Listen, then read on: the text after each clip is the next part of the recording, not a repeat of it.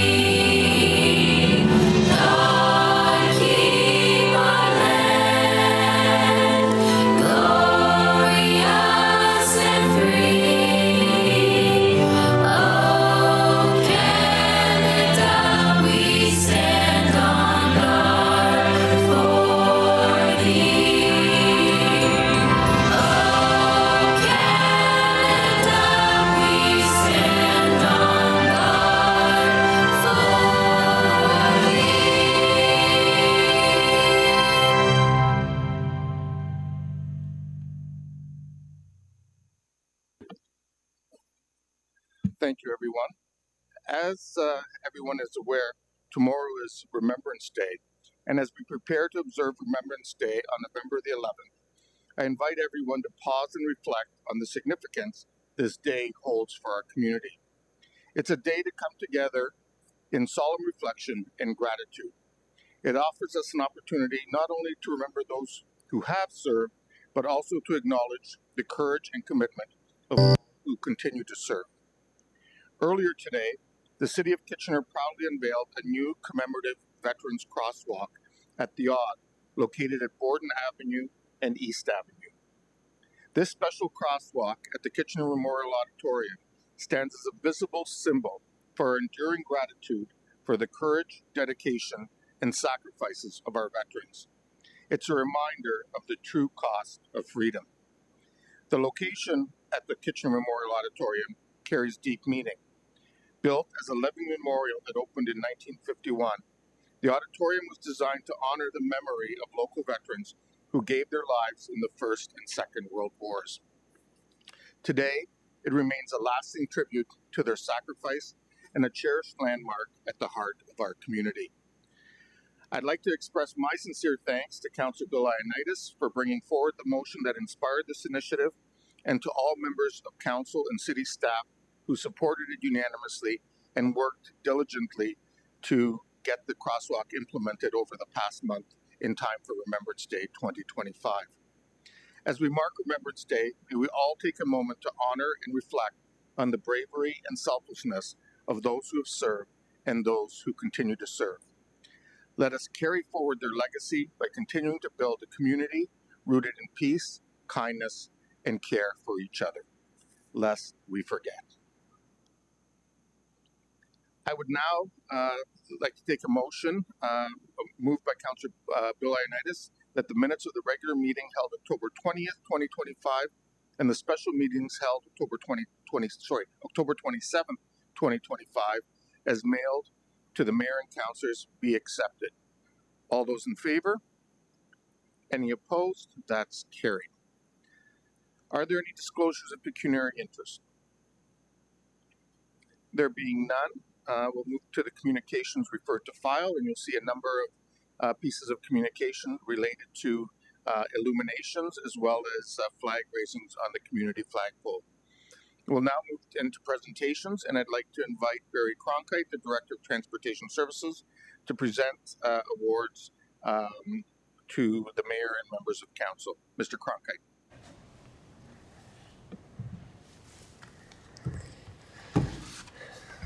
Great, and thank you, Mr. Mayor, and thank you for having me here tonight. And perhaps, if it's all right with you, we'll present both awards before we do that opportunity for photos, just in the interest of the number of people that we have here tonight. The first award that I have the honor of presenting here in Council tonight, I'm actually personally really excited about. It's very rare that we get to recognize staff that work on the front lines for the exemplary work that they do, especially on a national stage. But that's exactly what we're here to celebrate tonight. Carl Gallagher, here to my right, and his family are with us. Carl has been awarded the 2025 Canadian Staff Person of the Year by the Canadian Parking Association. According to the CPA's judging panel, this award is intended to acknowledge excellence demonstrated on a day-to-day basis by parking staff across Canada. In Carl's 4 years as a parking and electronics technician with the Parking Enterprise, he has consistently demonstrated a remarkable work ethic, exemplary leadership, and an unwavering commitment to customer service that we all know the City of Kitchener is known for. Carl routinely goes above and beyond, simply fulfilling day-to-day responsibilities, actively seeking new opportunities to make the customer experience better. Many of those opportunities we all experience routinely day to day with the new parking equipment downstairs and in all of our lots and garages. Whether assisting upset or confused customers at a pay station or exit gate, helping a lost driver navigate one of our many facilities, or mentoring some of our newer staff, Carl's always calm, courteous, and solutions focused. And he treats every interaction with dignity and respect. Please join me in congratulating Carl on being awarded Canada's Parking Staff Person of the Year.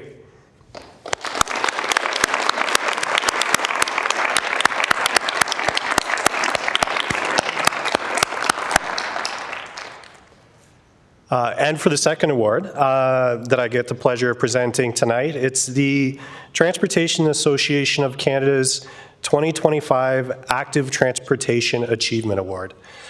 For the city's downtown cycling grid infrastructure project. For those that may not be aware, the Transportation Association of Canada is a national organization that develops technical guidance for planning, designing, constructing, managing, operating, and maintaining roads, highways, and urban transportation infrastructure systems. They promote best practices and encourage harmonization in the field of transportation engineering across Canada.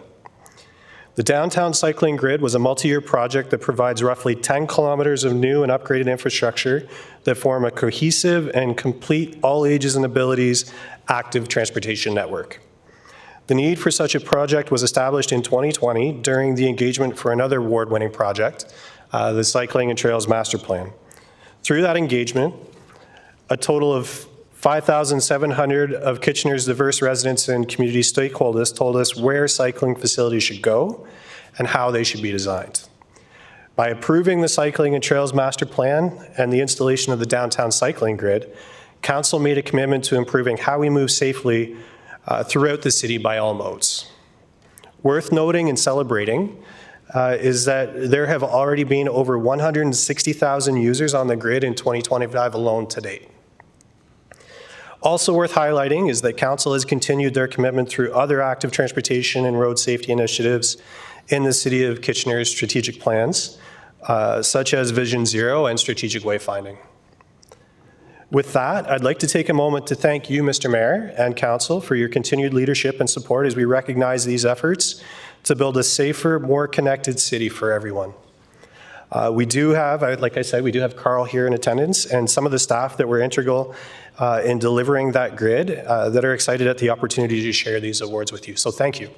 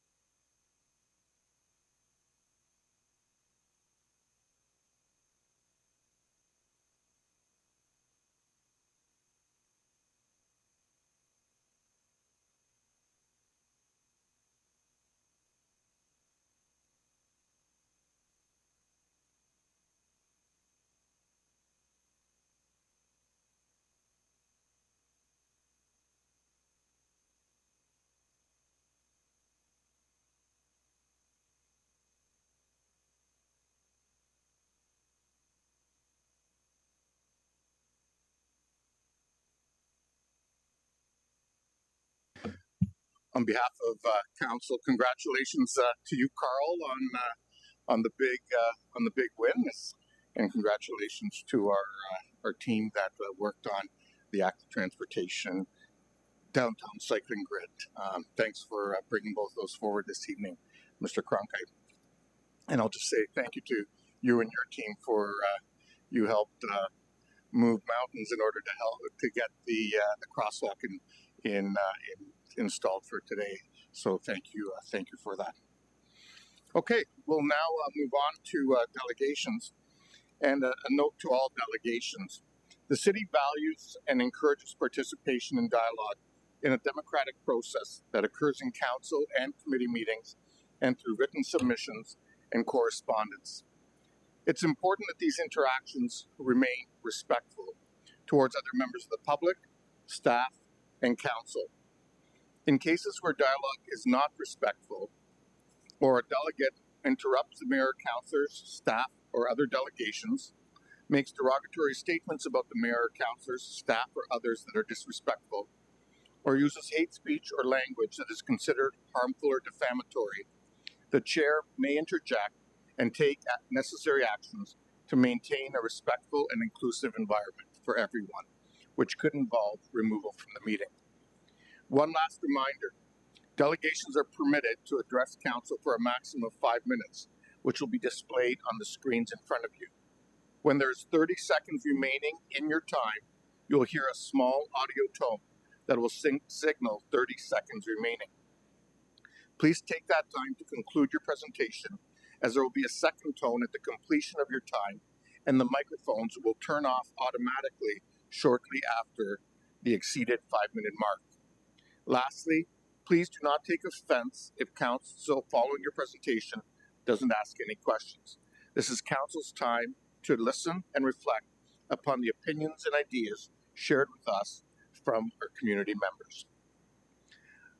We'll now deal with the zoning bylaw amendment at 137 Woodhaven Road.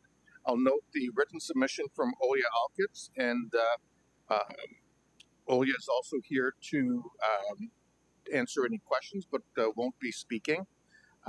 So this item has been referred to the council meeting on this date, and so I'll turn it over to. I was going to turn over to the chair, but I'll turn it over to Councillor Singh to bring forward the recommendation. Go ahead, Councillor Singh. Yes, thank you. Arising from the Planning and Strategic Initiatives Committee, as voted on, coming to council. Do you want a specific item? Or? Yeah, just you're moving 137. Yeah, 137. Yeah, seconded by Councillor Chaplin. Yeah. Okay, thank you. Councillor Deneau. Thank you, Mr. Mayor. I guess we deferred this for a few weeks in the hopes of securing a little bit more, a little extra resources from the landlord. I'm just curious if the delegate can speak to what additional extra efforts were offered.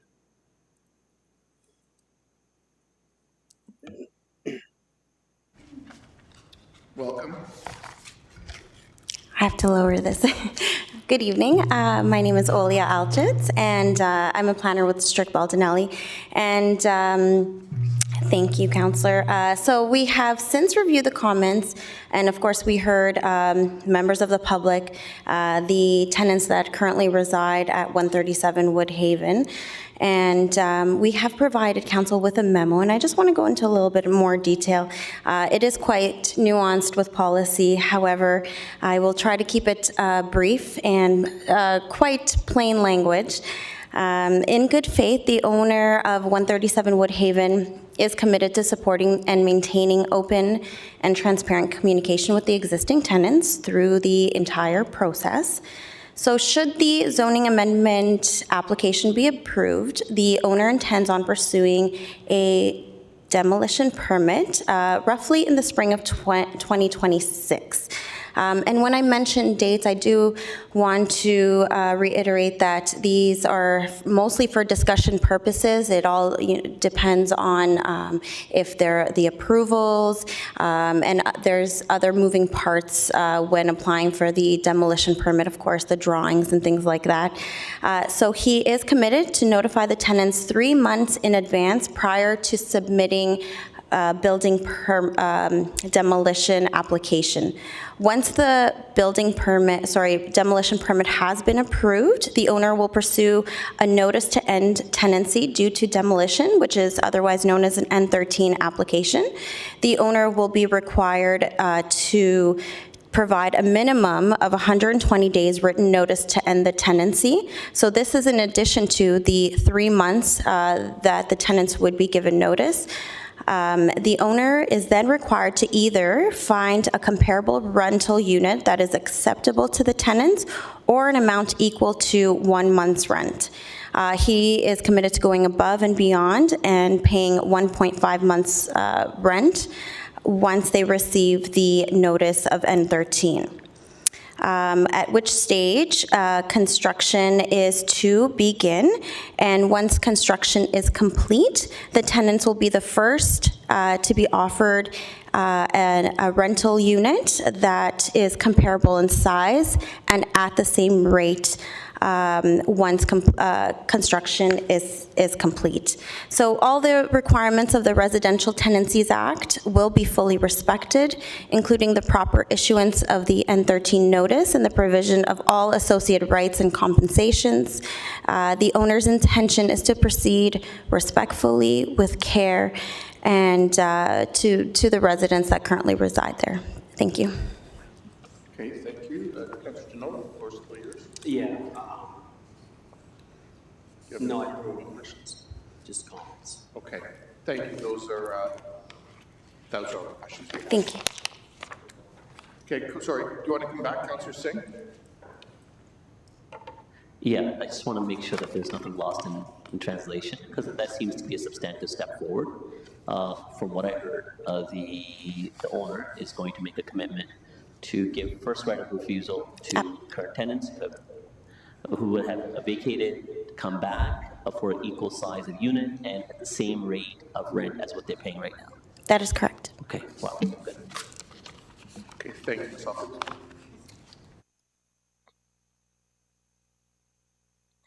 Councillor Deneau? Yeah, thank you, Mayor Urbanovich. I'll just provide my comments if that's okay. Yes, please go ahead. All right. So I'll start by saying this is not virtue seeking, and this is a belief. And anybody who has listened to me talk over the last couple of years, it's something I've believed in for at least 4 years, and it's something I've heard from many of my residents around the Fairway Park Mall area. And that is having investors buying our available properties for the sole purpose of making money. Unfortunately, it's disheartening, an unfortunate part of capitalism. And I know some people like the capitalist world we live in, but it comes at an expense to many in our community.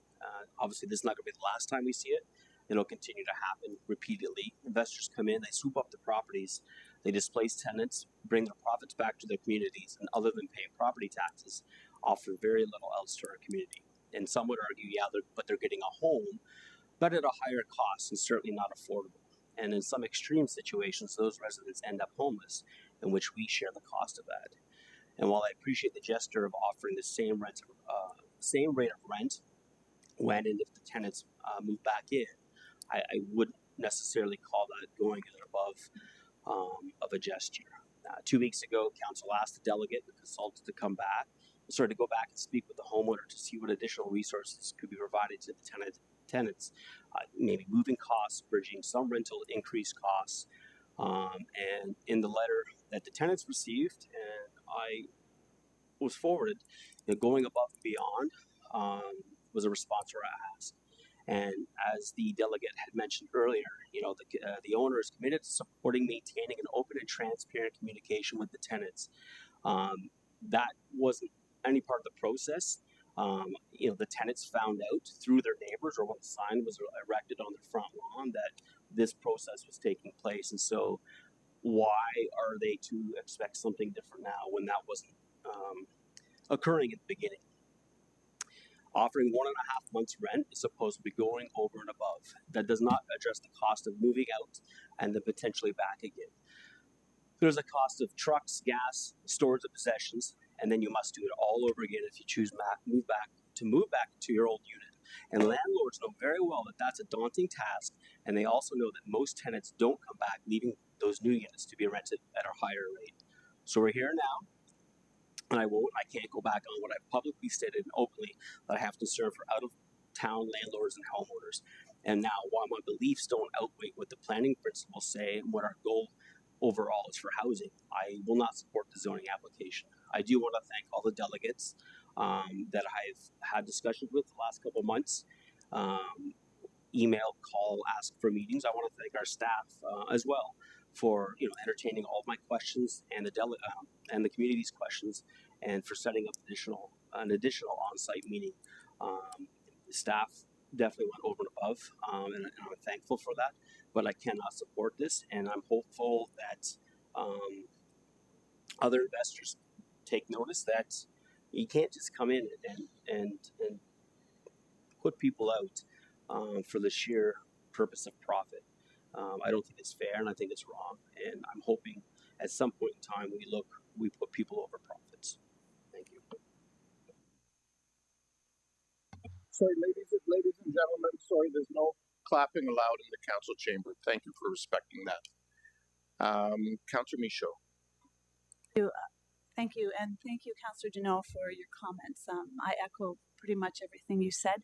I'm not opposed to development, but I am opposed when people are being displaced, particularly when we're in a climate where we have got so many people that are looking for homes. So I too will not support this zoning application. Thank you. Councillor Davey. Question of staff, if I could.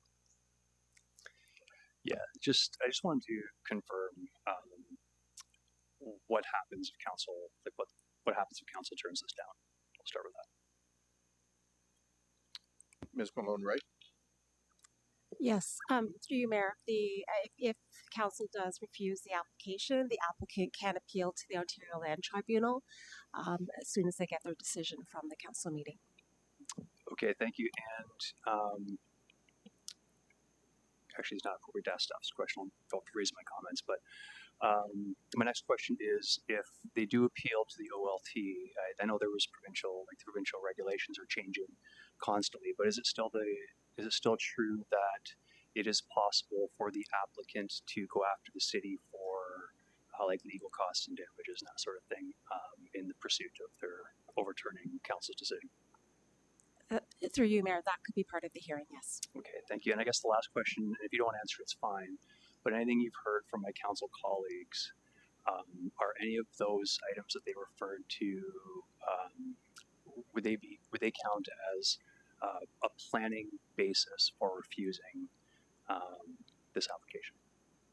Through you, Mayor, no, they would not. Okay, thank you. Thank you. Yeah, please go ahead, Councillor Davey. Yeah, thank you. So I 100% respect my council colleagues in the principled position that they're taking. I am taking them, frankly, as a protest vote, because if you weren't following the questions I was just giving to our staff members, essentially what this means is that if council refuses this application, the applicant can go to a provincial board that is not democratically elected. It is an appointed board called the Ontario Land Tribunal, and it's an appeal board for council's decision. And what would happen there, as we've seen, I recall the figure being 96% of the time, the OLT sides with the applicant. And we also heard that the reasons that were stated here for not supporting this are not planning principles, which means they are not taken into consideration by the Ontario Land Tribunal. So effectively what would happen is we turn this down. The exact same development would end up getting approved if they went to the Ontario Land Tribunal, and the City of Kitchener and you, by virtue of being taxpayers, would end up having to pay the applicant's legal expenses. So while I 100% respect my colleague's principled position on this, we are bound by planning decisions and planning principles in this matter, so I will be supporting the application. Thank you, Councillor Singh. Yeah, I won't repeat the same comments made by Councillor Davey. I agree with what he said on the overall predicament that council sees itself when we ourselves consciously want to support the community, support the residents in that neighborhood, and of course the occupants of that current premises. The sad reality is we do have to make difficult choices based on the rules that we are governed by and have to operate under. I sympathize in the same manner that Councillor Deneau does. I agree that perhaps the owner could have taken a step further in a goodwill gesture to compensate some of the moving costs beyond the one and a half month. That's almost the amount that's required under the RTA. I think that would have shown a better good faith gesture, but it's not a requirement that we can hold them to. We all know this in this chamber. Our staff are aware of this, and so does the owner and their representative, knowing that we can't force them. It was a request. I think I'm glad that they are making a formal public declaration that they will work with the current tenants to bring them back at the same rental rate as what they're paying right now. The current property is about 1,000 square feet, 2 units. It's going to be demolished and reconverted to 6 units, but all 6 units are going to be about the same square footage of the current units. They're not subdividing and making it smaller. They're utilizing the site to create more residential housing in an area that can support more residential housing. The development, working with our dedicated staff, understand that development does need to transition into an existing neighborhood in a same fabric or similar fabric, and that's being done. Under the current zoning, the owner could have constructed a 11-meter high new home. Instead, they're doing about 1.5 meters lower, so it transitions well with existing neighborhood. So they are being required to meet, regulation that's there to ensure we're not cramming development in neighborhoods that's insensitive. It meets the requirements that the city has already set forward. So that's one of the reasons why, although again, I feel for the tenants, I agree with my colleagues that the owner should have done more. I wish there was more mechanism that we could ask of it. We have advocated in the province. I think the province needs to do more. The province is pushing on us and saying, cities, got to build homes. You don't build homes, you don't get funding. But that still comes at a cost. It comes at a cost of human impact, which is of the tenants. And I think the province needs to do more, realizing if you're going to be forcing or encouraging development to proceed at a faster pace, it's going to impact lives, and those lives need to be better protected through the RTA. And I think that's some of the advocacy perhaps this council can do at a later point. And I would be a strong opponent and supporter, supporter of that, to work with my colleague, Councillor Deneau. But what we're looking at right now is a planning policy that requires us to meet certain planning principles. If you don't meet them, like Councillor Davey has already said, the development still proceed forward, but it's going to come back at a cost to the overall community, a financial cost. And on top of it, the concessions that they have made already, they don't have to abide by that. They can go back and make it, build it more towards what they initially wanted, which potentially could be a higher building, which could be lesser square footage, and at the same time, they don't have to abide by the commitment that they're making in working with a tenant to bring them back at the same rental rate. And that's not a requirement. The tenant can be brought back, but it would be a market rent. Instead, they're making a commitment that it would be the current rate. So I think what's before us is better than what we started. It's not what we want, but it is still better for the neighborhood as well as the tenant. So I would be supporting. Thank you. Okay, thank you, Councillor Singh. Councillor Chapman. Yeah, thank you. And thank you, Councillor Deneau, for your comments earlier this evening. I won't be supporting the application. I think what we're hearing here is a lot of speculation of what could happen, not what will happen. But yes, it could go to the OLT, but unless we test those waters, we don't know where it's going to land. I think over and over again, we vote out of fear of what could potentially happen. And I think here we're talking about people's lives, and I can't support the demolition of these houses right now. So I will not be supporting the application. Thank you, Councillor Ioannidis. Yeah, thank you, Mayor Urbanovic. I agree there is a fine balance that that the municipality plays in the role with along with the province and how they regulate. And I feel like the province still needs to catch up and fix this little small portion. Otherwise, the majority of the system does work. And I think your statement is very inaccurate, Councillor Chapman. We've been penalized many times over the years. Thank you. There don't appear to be any more comments. All those in favor? Those opposed? And that is carried.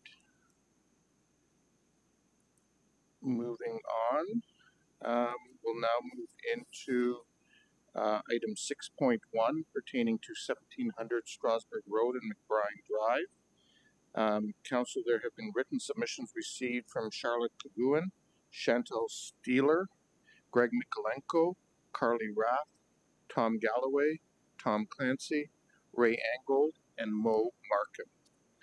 We'll now move into delegations. We have a total of 26 delegations on this item. I will remind delegations, and there are 6 who appeared at committee and are appearing again this evening, that you are limited to only speaking to new information, not information that was previously provided at committee. And so we'll move into our first delegation, and that's Bren Llewellyn and Nicole Charlton from the GSP Group, who are here on behalf of the applicant and are here to answer any questions. Are there any questions for the applicant? There being none, thank you, Mr. Llewellyn. We'll then move on to our first delegation, and that's Carly Rath.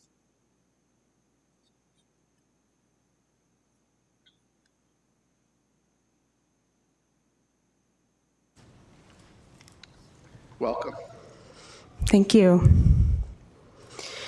Some Indigenous folks have written the city and are speaking tonight. I would like to share the uncomfortable truth as to why so many other local Indigenous people are not here tonight. Some have shared with me that they have delegated to City Council and engaged in formal consultation with the City of Kitchener on various matters before, and they are continually, over and over, ignored. The city's response to the Six Nations report on this particular proposal could not exemplify this more. The city formally consulted with the Six Nations of the Grand River elected council. While the city did not consult with the entire Six Nations community or the hereditary chiefs, I will be referring to these recommendations as being made by Six Nations. First off, the staff report has a section on page 21 literally called What We Heard. In the list of things they heard, there are a bunch of significant points Six Nations said that are simply not there. An enormous one is that there is no acknowledgement of the fact that Six Nations has explicitly stated they are against this plan. I'd like to directly quote their words. Six Nations of the Grand River elected council is unsatisfied by this development. The Huron Natural Area is strongly valued by Six Nations of the Grand River members who regularly advocate for expanded and enhanced protections. While any development near this culturally and environmentally sensitive territory is concerning, this proposal will result in impacts to Six Nations of the Grand River's Aboriginal treaty rights. To be satisfied, Six Nations of the Grand River elected council would need to see the implementation of the following mitigation and compensation measures, end quote. One of these measures is that they ask for compensation for the harm that this development will cause their land and their people through violating treaty rights. This request is not even acknowledged as being heard. Another stipulation that is entirely missing is that Six Nations requests that for every tree cut down, another 10 are planted. They request that 7,500 trees be planted, and if that isn't possible, that either the development footprint needs to decrease or Huron needs to be expanded. Now, I'm aware that the draft plan states tree planting is to be discussed in later stages, but this isn't even recorded in the staff report, and Six Nations is saying this ratio commitment is vital to determining the size of this development and whether this plan should be approved. Now, I'm going to get into some of the requests Six Nations made that the city did acknowledge, but have chosen not to listen to. Six Nations states, we request a wetland compensation ratio of 3-to-1 on-site and 4-to-1 off-site. They say despite the man-made nature of the removed wetlands, they have had 30 years to develop, and moving them will undo those 30 years. To compensate for throwing away that growth and succession time, risk of wetland failure, and negative effects of this development, Six Nations requires a much greater ratio than 1-to-1. End quote. And yet, the plan is 1-to-1. Now for wetland buffers. Six Nations requests 41 meters for all wetlands, yet the plan is to do 15 to 30 meters, which is still ambiguous. Regardless, Six Nations says 41 meters is needed for all wetlands, and that 15 meters would be, quote, frankly irresponsible. In the staff report, the city explains why they are disregarding each request, and as I go by line, it is clear that the two main reasons given are, one, the city is fulfilling legal bare minimum, and they cite they cite policy and laws, and number two, the city's site-specific assessment overrules all other best practices from Six Nations. Why did the city ask them for their expertise if they had no intention of listening anyways? The only recommendations the city is meeting are that they agree to consult with Six Nations again when it comes time to things like the wetland design, landscape, and native plants. But what is the point if they will just be ignored again? Indigenous people have been caring for this land for thousands of years. When prominent points are not listed under what we heard, I don't think it gets any more clear than that. A few more sentences.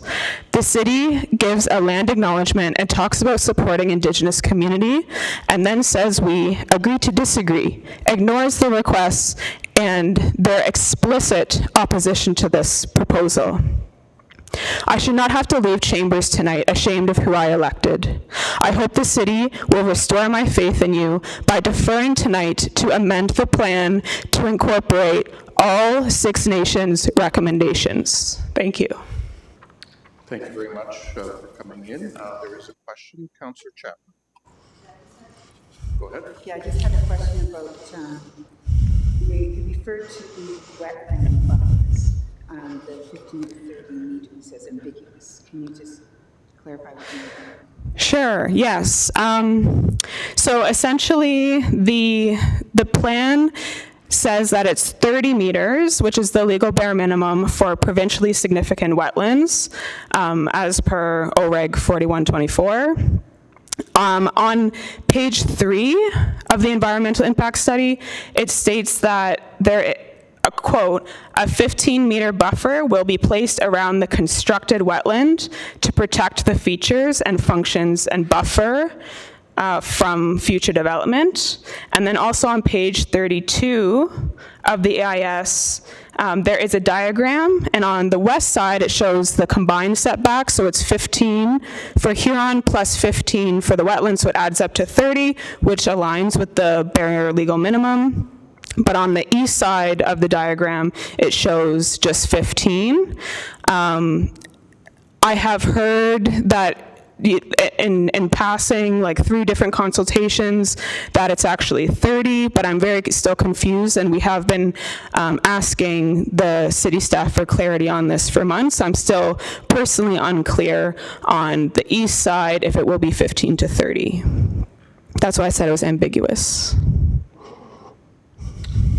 Chapman, and thank you for coming in this evening, Carly.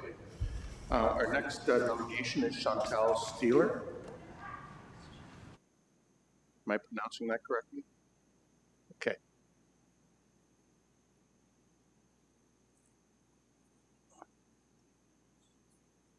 Welcome, Chantal. Good evening, thank you. I'd like to speak on becoming a guardian of the land, healing, regenerating the land. Specifically at this time, the subject lands at the east side of Huron Natural Area. Life begets life. Janine Benyus says, just as there are negative tipping points, there are also positive tipping points. When we become part of the healing team, assist with these healing positive tipping points, life takes over. Biodiversity begets biodiversity. We need to create more of these safe havens across our globe, country, region, and city. Think global, act local. These safe havens are vital to the health of organisms and ecosystems during these times of extreme climate change and massive loss of biodiversity. We need to create helping, healing social norms, social contracts that help us support collective actions. We need a culture of care, a culture of generosity. The creation of Huron Natural Area is a beautiful example of community care and generosity. We would like to see this generosity grow around Huron Natural Area and across our city and region. We encourage the developers surrounding Huron Natural Area to be part of this, to be shining examples of healthy social, cultural contracts leading the way for others. There's a special place waiting for their names to be inscribed at the plaque on the main entrance. There's a special place waiting for their names to be inscribed on the plaque at the main entrance of Huron Natural Area. Join University of Waterloo and our school boards. With plans for significant population growth between now and 2050, we will need more green space, not less. When hearts and minds align, we can be the change we want to see, creating the more beautiful world our hearts know is possible. As you'll see in the film we're about to show, this happened in the early 90s. Let's do it again.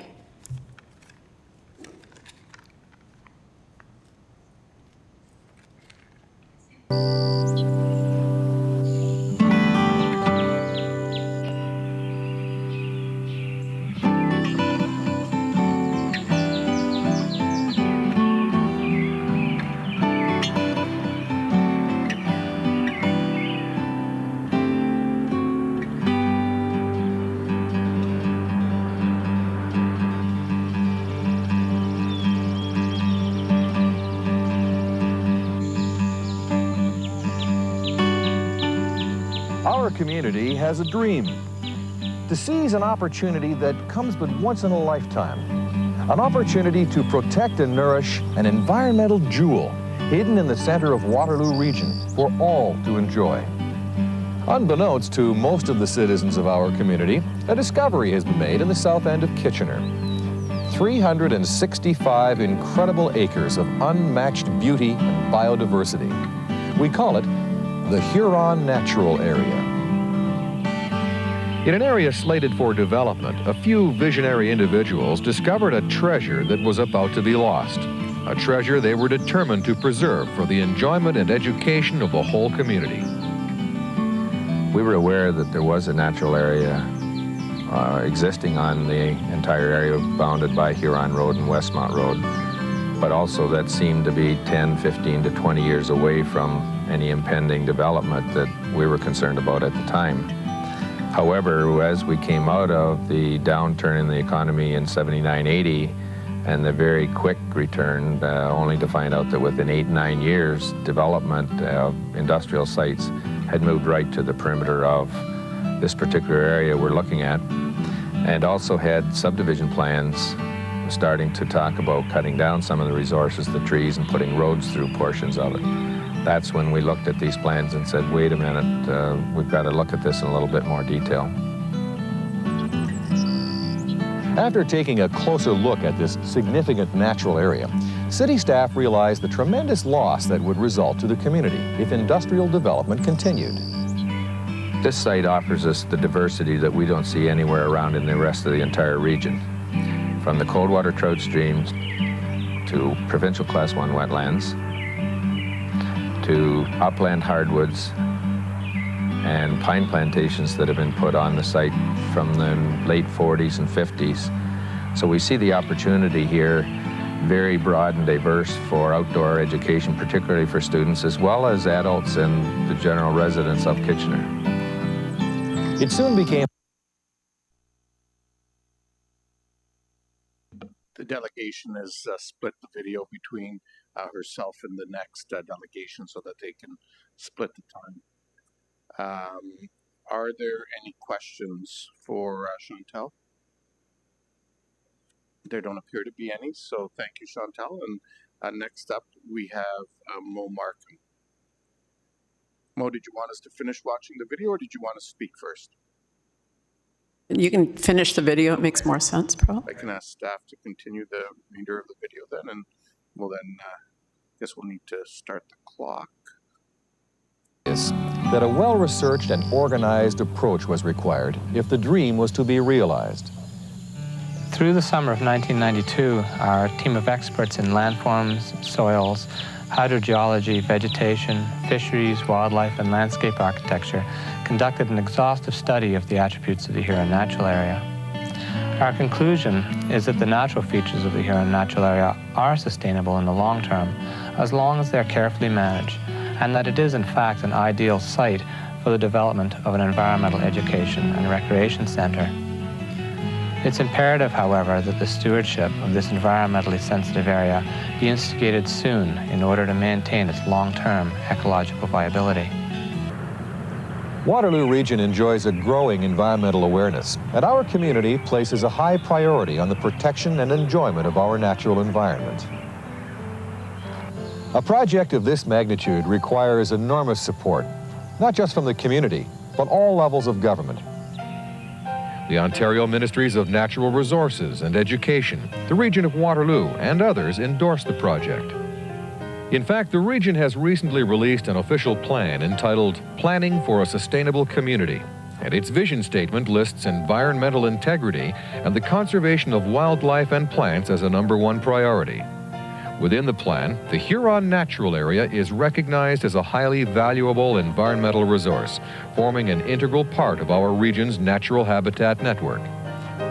Recently, the Huron Community Plan has been officially adopted within Kitchener's overall municipal plan. Perimeter lands surrounding the Huron Natural Area have been zoned for a low-density residential and compatible business park use to eliminate any negative ecological impact.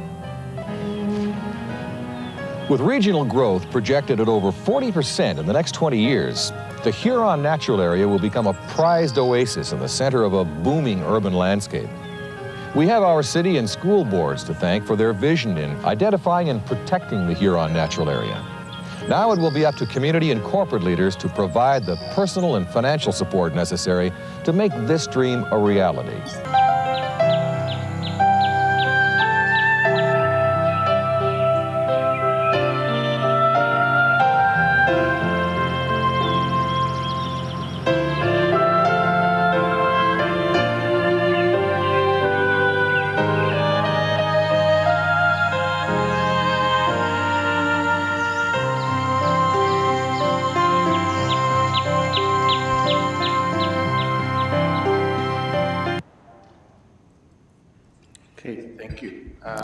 Mo, if you'd like to continue. Sure. Thank you. Thank you for allowing us to show that. It talks about the vision that this community once had for the Huron Natural Area, and some of us still do, and want that expanded rather than made smaller. We are aware that the land is zoned industrial, that the city does not own it, that the developer could attempt to build one larger building. We understand that there's a lot the city cannot do. We also understand that if the city decides, they have options around what happens. We're requesting that you defer until the plan can be amended to account for all of the information presented tonight and in October, including the issues with the environmental impact assessment. All community delegates and experts, including those with lived experience around what's happened already when we've done this sort of construction in areas where there are a lot of wildlife. And we would also like you to take more time to look at the Six Nations consultations. We believe that if the city wanted to, they would find some way to reverse the damage that was done in selling off wetlands and calling them surplus land. One large industrial building would carry enormous financial risk in this market, so City Council has bargaining power to protect the land and the animals and our future. bowing to pressure tactics around creating one large building and going to the Ontario Land Tribunal isn't responsible planning, it's silencing caution. Recently, we spoke with the Grand River Conservation Authority, and they shed new light on wetland buffers and how these changed provincially in 2024. They were slashed from 120 meters to just 30 meters. Just a couple of months ago, this very council voted unanimously to reject Provincial Bill 5 because of concerns about how it would affect the environment and silence Indigenous voices. This council believes that we can do better, so we hope that they do better.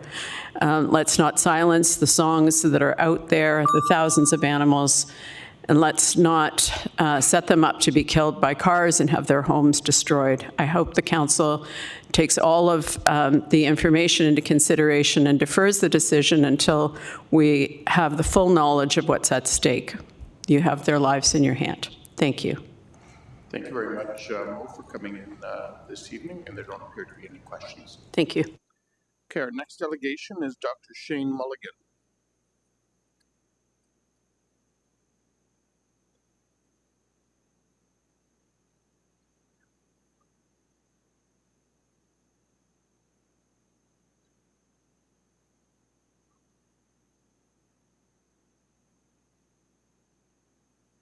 Well, Shane. Thank you, Mr. Mayor and Council. Hello. If I may, I would just like to take a minute to say I'm acting in my personal capacity and not on behalf of any organization or group, lest there be any confusion. So I've studied and taught global environmental governance, biodiversity, and ecology for a lot of the last 30 years. Did a PhD and arrived in Kitchener to do postdoctoral work at the University of Waterloo's Centre for Global Governance Research. I've authored a dozen peer-reviewed articles and chapters and co-authored a textbook on global ecopolitics, which was published by the University of Toronto Press in 2019. So I've done some studying of the global environment and environmental change and politics around it, especially around biodiversity conservation. And I just want to mention there's a pretty solid consensus globally that biodiversity and ecosystems are in steep decline, and that's bad for human economies, for our health, for our cultures, especially in the long term. And secondly, humans are known to be the primary cause of these declines. The worst impacts are due to land use change and habitat destruction. So how humans treat the land is obviously a key to halting the biodiversity crisis. Now, in 2020, the United Nations declared the decade of ecosystem restoration. We're in the middle of it now. And this decade has helped to drive global awareness of the importance of ecological restoration, natural regeneration, and rewilding. So what does natural regeneration look like? I'd ask you to take a look at your screens here. This is a great example from the site in question tonight, for which there's an application. These two pictures represent 1997 and 2023 on the right. So there's 26 years of regeneration between them. Back in the 1980s, someone had plans, and these lands were bulldozed for a project that didn't go ahead, because that's how some plans work out. And 30 years ago, they left a wasteland. And over 30 years, nature has reclaimed a habitat. Living things have moved in. Some invasive species, of course, like buckthorn and white mulberry. But here's the native tree list that was in the environmental studies. The site surveys found green ash, white pine, white cedar, red pine, red oak, black walnut, American beech, hackberry, white elm, poplars, cottonwoods, aspens, willows, all native trees that have moved in without our help and, most importantly, without our interference. These organisms have been restoring this land for the last 30 years. The trees, the rabbits, the beavers, the turtles, the birds that nest here, and the things that eat them, because that's ecology, that's how it works. And if construction goes forward, according to the plan, it will extinguish that life. That seems to many of us to be wrong. And I'm wondering if what's wrong is the city is still stuck somehow to a business park vision that was decided back in 1983. Since 1983, global insect populations have declined by somewhere between 50 to 70%, and wild vertebrates by almost the same amount. And that's something of an indictment of human ecology, of our planning, and of our governance. Lots of people say we need radical change. Even Canada's nature strategy says the current structures and systems that drive biodiversity loss make fundamental structural change, transformative change, essential. So how does that come about? Well, global governance experts have pointed out the need for more participatory democracy and development. They note the importance of bringing place-based knowledge of Indigenous peoples and local communities into land use planning. And then it looks here like Kitchener is holding firm to its 10-year-old official plan and 30-year-old visions and hollowed-out provincial guidelines. While the views and insights of community members, the community participation that's right here in this room, trying to reach you. I hope we can take a pause and think about where this is going wrong, where the environmental governance in Kitchener is going wrong. Because maybe it wasn't wrong in 1983 to zone these lands for business, but it might have been wrong to sell the lands off in 2019 when there was a chance to change direction. And with what we've heard tonight, I think it's wrong today to allow this self-restored habitat to be destroyed again. Thanks for hearing me. Thank you very much, Mr. Malton. We do have a question for you. Councillor Chapman. Yeah, thank you for coming in. In the report and the application, they talk about creating new wetlands, although 2 wetlands will be destroyed, if I got that correct. Based on your experience and the research you've done, will the turtles and the life that are in these current wetlands, will they migrate to these new wetlands, or what does that look like? Well, I think it's fair to say there will be a return because you have a significant ecological wealth in the Huron Natural Area itself. And if we create a reasonably attractive environment, it will be filled. That's what's happened in 30 years. And I know there's been a lot of talk about what a disaster zone was left there, and it's true. But nature will find its niches. I was going to tell a story about the golden digger wasps that showed up at my parents' once after we laid down a patio. I'd never seen them before in my life. They're about 4 centimeters long and really beautiful. And they just came in because we had made a modification and left some screenings. And they just went, that's it, that's home. It's waste. But so whatever we leave there, the ecology will come and it will fill the niches. What I'm concerned about is that it's been doing that for 30 years and it's quite a substantial bit of restoration. That's a lot of work that's been done. We can reverse that, like bulldoze that and build our own models that our ecologists tell us are effective, and they will be. And they might be inhabited more quickly, and they might be inhabited by specific creatures that they're designed for. That's one way to do it. The other is natural regeneration, which is what we've seen, what's gone on, and what we're potentially going to destroy. Okay, thank you. Thank you, Councillor Chapman. Thank you, Dr. Milligan. Our next delegation is Charlotte Gagouin.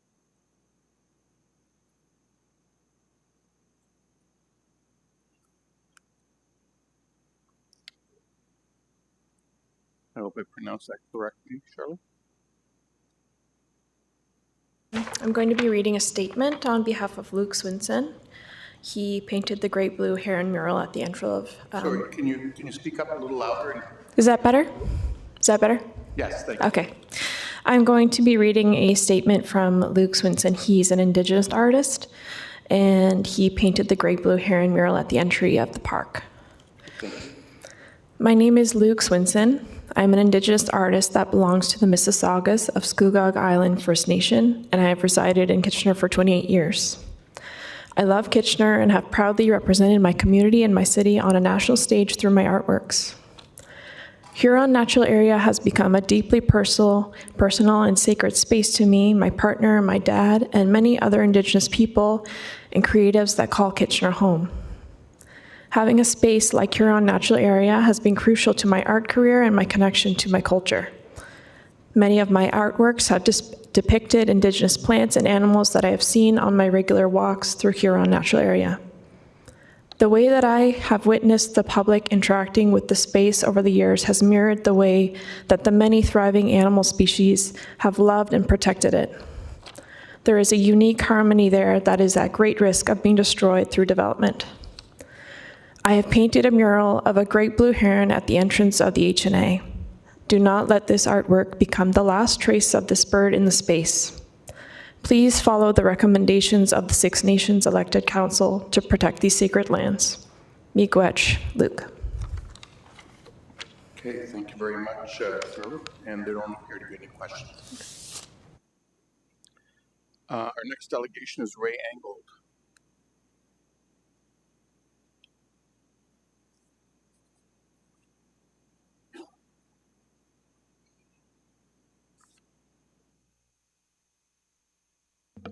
Welcome, Ray. Thank you very much. Hello, my name is Ray Angod. The morning after the committee meeting, I sent my concerns about how staff responded to the inconsistencies in the EIS, and I received a reply this past Friday, and I'd like to share some of their comments.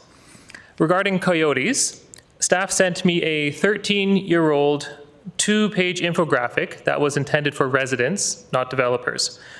It seems that Kitchener does not have a municipal level formal policy around coyotes, but rather pushes the responsibility onto residents.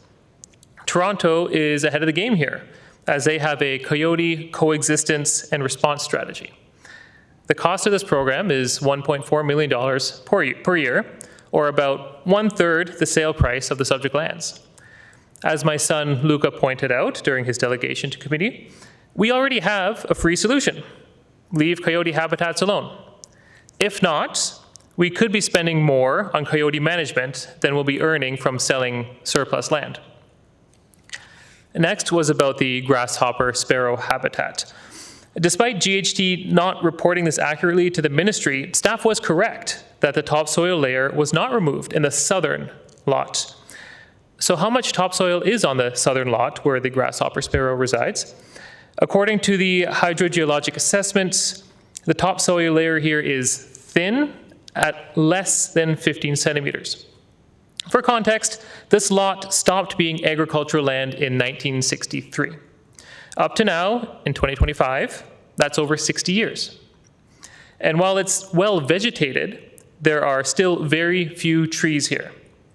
So, when will trees overrun this meadow and crowd out the grasshopper sparrow from its home? When? Another 60 years? Staff have not provided evidence that this lot will become unsuitable habitat and breeding grounds for this rare bird. Regarding turtle nesting, Ms. Charlton stated the following: there is a very high level of predation, and the outcome of the survey was very high nest predation on the site. I asked staff for their numbers or methodology, but staff didn't provide any source data. They did not show their work. They simply asserted that appropriate guidelines and protocols were followed. Staff could not quantify what a high level of predation means. No numbers. But here's some numbers. The current turtle nesting area is 7.8 hectares. The proposed new turtle habitat nesting area will be about 0.065 hectares. That's a 99% reduction in turtle nesting area. Finally, the issue of movement corridors. Staff aptly pointed out that GHD stated in the EIS that wetlands 1 and 4 may provide movement corridors. And that's not my issue. My issue is that GHD reported the opposite to the ministry. The result was that the ministry decided not to complex these wetlands into the HNA PSW, which would have complicated the development. Staff also pointed out that the proposed enhanced habitat will provide movement corridors, which is wonderful, but again, that's not what I objected to. I objected to the contradictory information being sent to the ministry in order to unfairly influence a decision around wetland complexing. In conclusion, while I appreciate staff responded to my concerns, I feel that they have not properly and truly addressed them. Councillors, you should approve this development only if you accept all 4 of the following. Number 1, coyote management is not the responsibility of developers, and it's not the responsibility for the city to demand it. And it's up to residents to deal with coyote attacks on their own. Number 2, it makes sense to you that despite 60 years of minimal tree growth on the southern lot, trees will suddenly overrun the grasshopper sparrow habitat. Number 3, a 99% reduction in turtle nesting area is acceptable to you. And number 4, you don't mind that the authors reported one thing in the EIS, then directly contradicted it in their communication with the ministry to get what they wanted. If you have any concerns about any of these points, as I do, then you should vote to defer. If you have any questions about my methodology or scientific background, please feel free to ask me directly during the question period. Thank you. Thank you, Ray. We do have one question for you. I'm sorry, next. Yeah, thank you, Mayor Urbanovic. And thanks, Mr. Angle, for coming in. I guess one of the questions I had with regards to, you question the EIS and some other information that was submitted.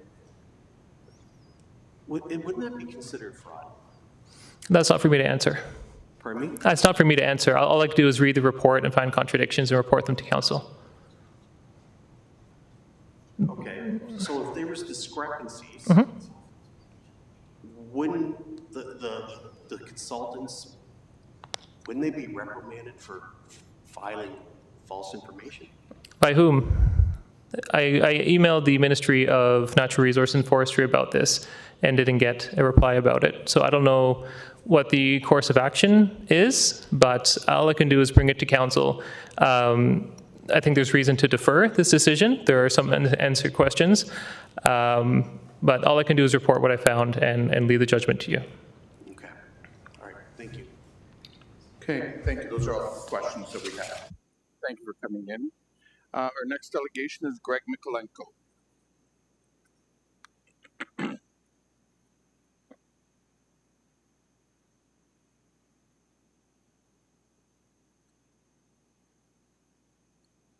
Well, I hadn't expected to be speaking. I did delegate at the planning meeting, and when I applied to provide some information this evening, it was pointed out to me by the person handling matters that because I had spoken before, I couldn't do it now. But I do have a few original things that I had not mentioned on that occasion that I'll mention now. A measure of the health of landscapes, of ecosystems, of our world and planet is biodiversity. That's often accepted. Huron Natural Area has a size that's needed and the kinds of different communities, aquatic ones, upland ones, grasshopper sparrow ones, to have that diversity that's desired. On November 3rd, a major study of biodiversity in southern Ontario was published in an international journal.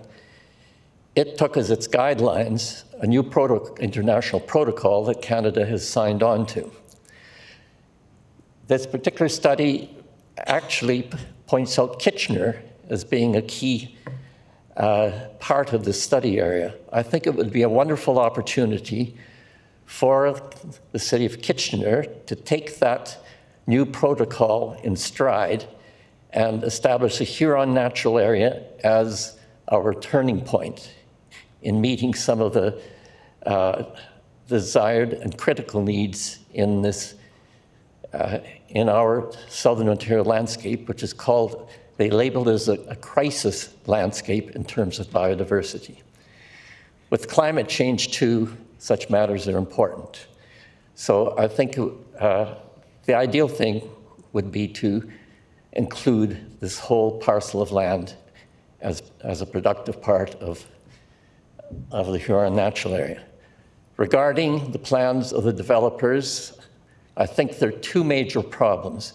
One is that there's going to be a few buildings and a massive parking lot of 1,800 or 2,000 cars.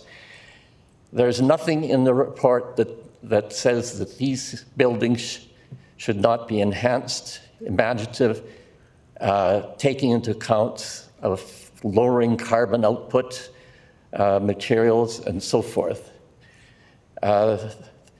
There's now a business association in Canada, and I forget its exact titles, but it's to be enhanced and productive building design. And we should look for something like that as a condition if a development like that is granted.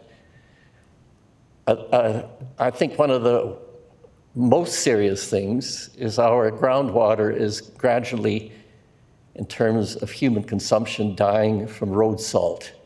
And here's going to be 2,000 parking lot for 2,000 cars. At a minimum, you should insist that there be multi-level parking garages to limit the amount of space that's now used, and now would have salt distributed on it and draining into a so-called stormwater management pond where it will be sinking into our groundwater. The land that's saved there would be what I would consider to be a minimum contribution of the city to enhance the size of Huron Natural Area. One other matter, I was pleased to see in that little documentary, I taught environmental studies at University of Waterloo, and one of the main people interviewed was Merrick Sharp, and I remember him as a student in those days who challenged his professors to work well together as a learning community, and now I see that he's making an appeal to you too. So there you have it. Okay, thank you, Greg. And there don't appear to be any questions, so thank you for coming this evening. Okay, our next delegation is Yvonne Fernandez.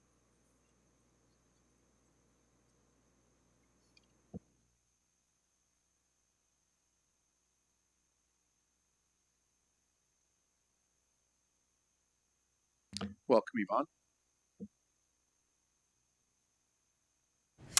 Good evening, Mayor and Council. I'd first like to thank all the delegates who have spoken already tonight and who spoke so passionately 2 weeks ago.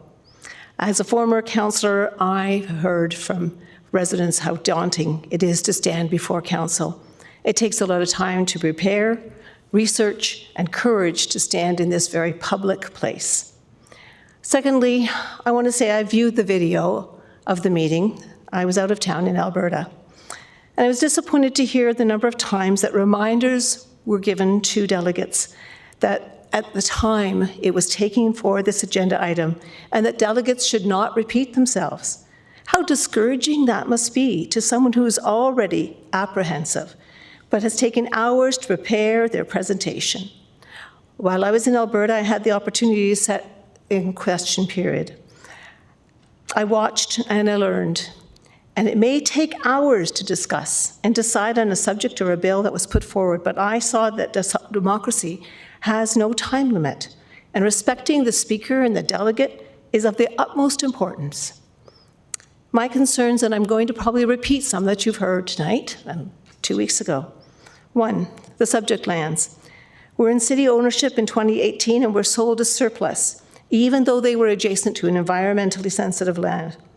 Whether they were considered surplus or not, the city has the ability to reassign use or zoning, according to Garrett Stevenson on October the 27th. Therefore, why sell the land? It could have been rezoned and added to the HNA. Vacancy rate. This is not the field of dreams where it is build and they will come. With no clear buyers or leasers of any of the proposed units, the city is willing to let the developer clear the land and disrupt the ecosystem of the proposed buildings. They may sit vacant, as we see at the former Bud plant and numerous buildings already in the Huron Business Park. Did I hear 1,800 jobs? I understand that the building market is a little softer than it was in 2018. The property was purchased at that time by the proponent. With no evidence of what type of business may go into these buildings, how can you possibly project this number of jobs? The Indigenous community. Staff may have consulted the Six Nations of the grant, and I understand that you agree to disagree.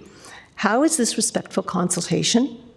Is this really just dismissing their process, as Carly Rath informed us earlier? Their ask is not unwarranted. Our First Nations people have centuries of understanding the importance of maintaining and protecting an ecosystem like Huron Natural Area. I truly hope you took the time to read the full response that they had in the EIS. Experts or not. Despite the possibility that some of the speakers may not be experts in the topic they presented, maybe the research they had undertaken and the experiences they've had in the HNA make them an expert in a different way. Not every expert is infallible. Some work to the terms of reference that are given by the proponent that they were paid by. As Mr. Stevenson indicated last week, the EIS is a very complex document. It requires reading from cover to cover to be able to understand what is written. And I hazard to guess that not many of you have been able to read the complete document. And possibly staff have not had that opportunity as well. So does that make them less than experts? Lastly, I fear the outcome of tonight's decision. After all, I sat in this horseshoe with a number of you. I won't say shame on you, as I learned last week in the Alberta legislature. That's not respectful language. But I'll leave you with this thought. In less than a year, some of you will be running for City Council again. How do you want to be remembered? As a councillor who would not listen to the constituents, who not only listen to the constituents and take a risk to support what your community is asking you to do on their behalf, or give them a nod and then move along to the next topic. The community will remember your stance tonight on this very important and significant decision. Thank you so much for your time. Thank you, Yvonne. We do have some questions for you. Councillor Dave. Thank you, and thank you, Mr. Members, for coming in and sharing your thoughts. My first question: you are a former councillor, and I wanted to ask what you expect the outcome. It supposedly did defer it, and it came back. Like, eventually, this council has to make a decision on the subdivision of the land. So I'm wondering with your understanding of how the planning system works, what do you expect the eventual outcome to be? Like, what are you hoping to occur? So I think what I'm hoping that the threat of the OLT is not part of your decision, because it isn't always the response that happens. It is not always the decision that the OLT makes. In my other... Just before you jump into that, I want to be clear too, my concern in the situation rarely is not actually the threat of the OLT. I apologize, I'm going to interrupt you. I can barely hear your question. Sorry, yes, I'm just trying to speak more directly into the microphone here.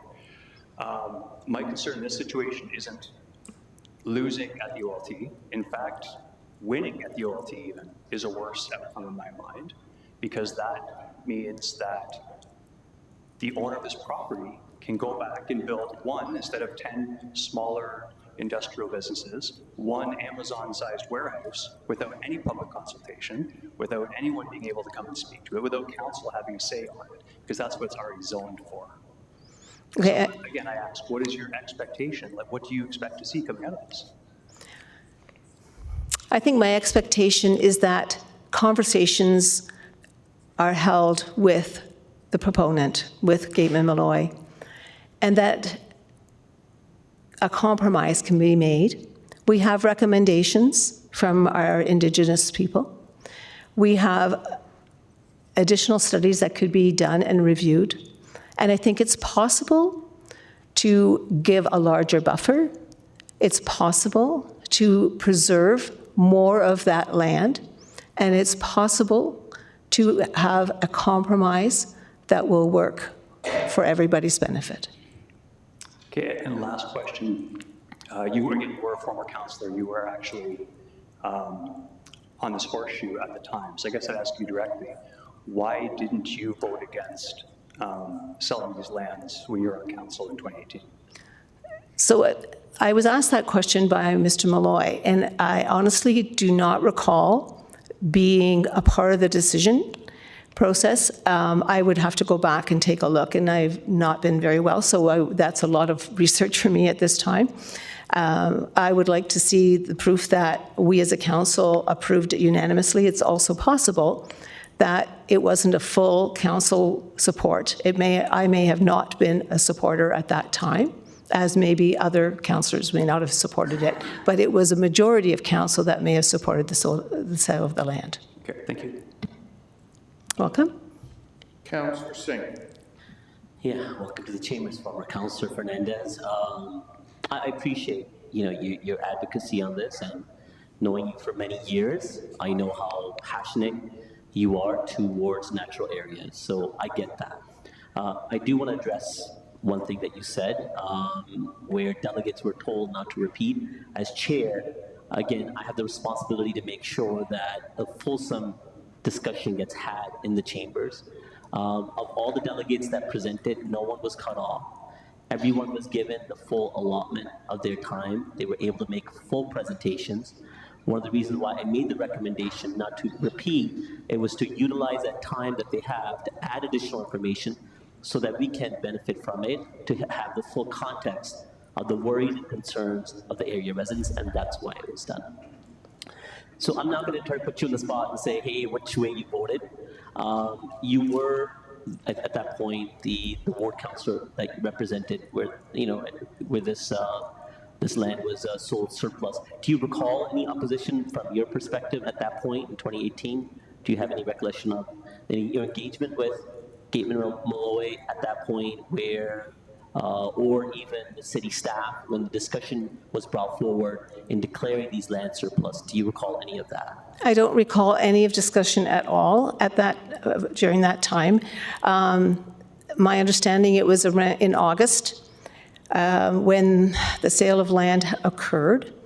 At that time, of course, we were a lame duck council because it was an election year. It is very possible, and I'd have to go back and check, that it was a staff decision, because we did delegate some staff decisions at that time. Just a quick comment. If I could just say, I'm not putting you in the spot. You're not being targeted. I was trying to recall to see what advocacy you might have remembered. That was the only reason. Whatever position you took at that time, that was well within respect of your position to make whatever choice. So I wasn't trying to put you in the spot to attack you and say, what did you do then? I just trying to recall whatever memory you might have had. So that's fine. No, I'm fine with you asking me the question. I was asked the question a number of times. Just to respond to your comment about people being interrupted, I believe Bonnie Bender Vargas was interrupted by Councillor Denote. He wanted clarification on why she was speaking on a particular portion of Huron Road as opposed to Huron Natural Area. So, okay. And I think it was more for clarity, but that's okay. And we can try to learn from that experience and be better next time as well. I think Councillor Davey did address kind of the predicament that we're in right now as a council. It is our job to make sure that we do inform the public what the realities are. The fact that the city does not own these lands anymore.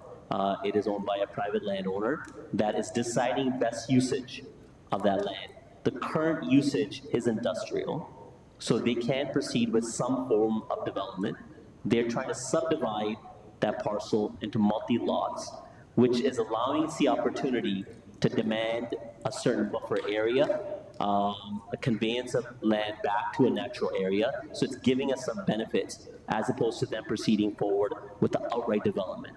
Do you have an understanding of that? I do. Okay. So Councillor Davey did ask, what's your outcome? Do you think do you think the developer? What I'm trying to say is this is a financial decision by the property owner to divide into multiple lots. Perhaps it may be easier for them to market their development going forward, but that's not to say that they can't proceed with a larger development to take place. What incentive do they have to capitulate to the demands of the community when they already had the zoning in place to proceed with something? What incentive do they have to capitulate to the community's request?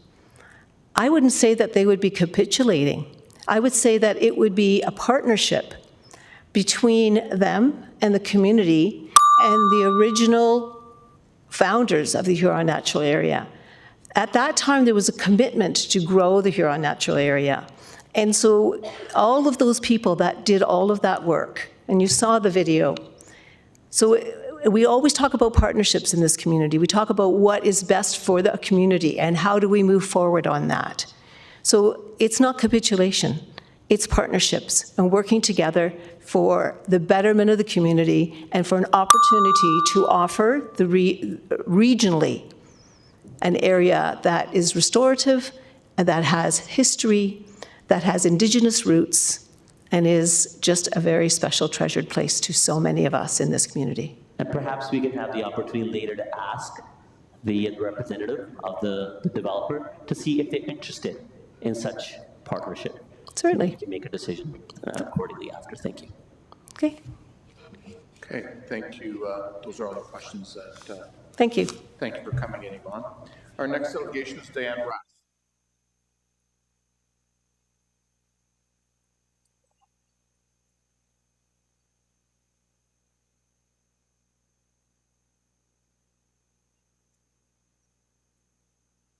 Welcome, Diane. Hi there. I've been changing my notes, trying not to repeat and trying to make it very current. Okay, hello. I am Diane Rath, a lifelong resident of Kitchener. Thank you for listening carefully tonight. I believe you cannot vote yes to the current plan if you do not have clear answers without a shadow of a doubt. Let's begin with a video. I believe Diana has it ready. Wetlands, nature's unsung heroes. The strong silent type, calm, serene. It's easy to forget how vital they are and how busy they are. 40% of all wildlife species live or breed in wetlands. Wetlands provide vital space for a diverse range of residents, from turtles to frogs and seasonal migratory visitors like birds. The biodiversity of these critical habitats goes well beyond what we see every day. When you look below the surface, you'll witness the other roles wetlands play. Wetlands are teeming with tiny microorganisms that support the flora and fauna that help sustain all life, including yours. Wetlands provide services that would cost billions to replace with man-made solutions, and there are some that just cannot be replaced. Do you know what your local wetland has done for you lately? Wetlands function like nature's kidneys, filtering contaminants out of the water. They help regulate water levels, storing it during periods of drought and retaining it during flooding events, protecting our communities and supporting food production. Beyond improving the quality and quantity of water, they support the health of the atmosphere and the air we breathe. Despite representing only 6% of the Earth's surface, wetlands store 33% of the planet's carbon. If all this wasn't enough, visiting natural spaces like wetlands is also good for our health and wellness. If you value life, thank a wetland. The current plan negatively impacts wetlands and, by extension, the health of the City of Kitchener. My honest review on this natural... Sorry. The current plan negatively impacts wetlands and, by extension, the health of the City of Kitchener and its citizens. Huron's healthy biodiverse wetlands have taken well over 30 years to develop. The current plan changes 3 nearby existing wetlands, so it is absolutely crucial we do everything possible to ensure its success. I believe the current plan does not do that. Has the developer guaranteed a wetland with specific vegetation, soil, and hydrology criteria? And furthermore, who will ensure that one is actually created and sustained? As 6 Nations of the Grand River asked, what is the city's contingency plan for wetland creation failure? The overriding question tonight is this. Are there specific corrections and recommendations that have been made that the city has failed to explain why they continue to push the current plan forward? Let's be very clear. What the developer does there directly impacts Huron Natural Area. An Ontario publication from SSMRCA clearly explains the principle of connectivity when managing wetlands. Studies show, and I quote, disrupting adjacent upland areas threatens to reduce wetland biodiversity to the same extent as losing 1/2 of the wetland itself. In the effects of adjacent land use on wetland species richness and community composition, from the Canadian Society of Wetland Scientists, I quote, adjacent land use 250 to 300 meters from the wetland affects plant diversity, which is food and habitat for wildlife. Ontario's wetland policy is development and site alteration are prohibited on lands adjacent to provincially significant wetlands. We recently spoke with the experts at Grand River Conservation Authority and learned that the buffer between incompatible lands had to be 120 meters. That was provincially forced and changed in April 2024 to 30 meters, which is what the current plan is following as a legal buffer. Come on, Kitchener. You can't tout the praises of Huron in your literature, websites, and social media as a natural area of significance unless you're doing your absolute best to protect it. Nature deserves better. We deserve better. I ask you, how confident are you in voting yes tonight, thinking the current plan is sufficient to uphold the present Huron Natural Area as a heritage natural jewel of the city? Ms. Bradford, I can ask you to wrap up, please. Yes. Ultimately, does anyone know what will happen to the complexity of Huron's wetlands as a whole if the current plan happens in the adjacent lands? We won't know until nature shows us years from now. The natural order at Huron Natural Area trumps everything else. We demand that we get our absolute... Sorry, the system does that automatically. Pardon? The system does that automatically. Yeah, I understand. I had 3 words left. I ask you to defer. Thank you. And there don't appear to be any questions. Thank you for coming in. Our next delegation is Alex Latta.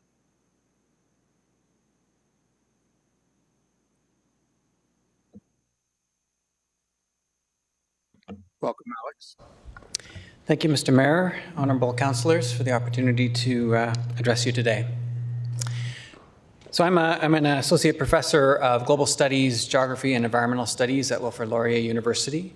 I'm also a resident of Kitchener. To be clear, I do not speak for the institution I work at. My areas of research expertise include climate change, environmental governance, Indigenous rights, and in particular, Indigenous-led land stewardship in protected areas. I'm here tonight to speak in favor of deferral. I've changed my comments a bit to try and avoid repeating things that have been said, so excuse me while I jump over some things. I do want to acknowledge the city staff has done extensive efforts to work with the proponent for this proposed development to mitigate the impact on the HNA, so my comments are not meant in any way to detract from those efforts. So my comments will focus on the wider conservation values of the HNA. We've already heard a bit about this tonight. We've had that holistic view of the video and its value as a space of conservation of biodiversity. And I want to speak about those wider values in relation to the development proposal that's before you. So one of the key principles for protected areas is to maximize interior space and minimize edges. And that's because, as we've heard, land use on the borders of protected spaces, the impacts of those penetrate far into the interior of those spaces, such that the areas of greatest ecological integrity are the most interior areas, or tend to be the most interior areas. And larger areas have greater overall ecological integrity. So in this way, the current conservation value of the Huron Nature Area, even if we only talk about the officially designated area, is shaped by the full extent of the undeveloped lands in the wider landscape. Since those undeveloped lands absorb many of the edge effects from developments on their edges. In effect, the undeveloped private lands are both habitats in their own right and crucial buffer zones that give the officially protected area heightened value as interior spaces.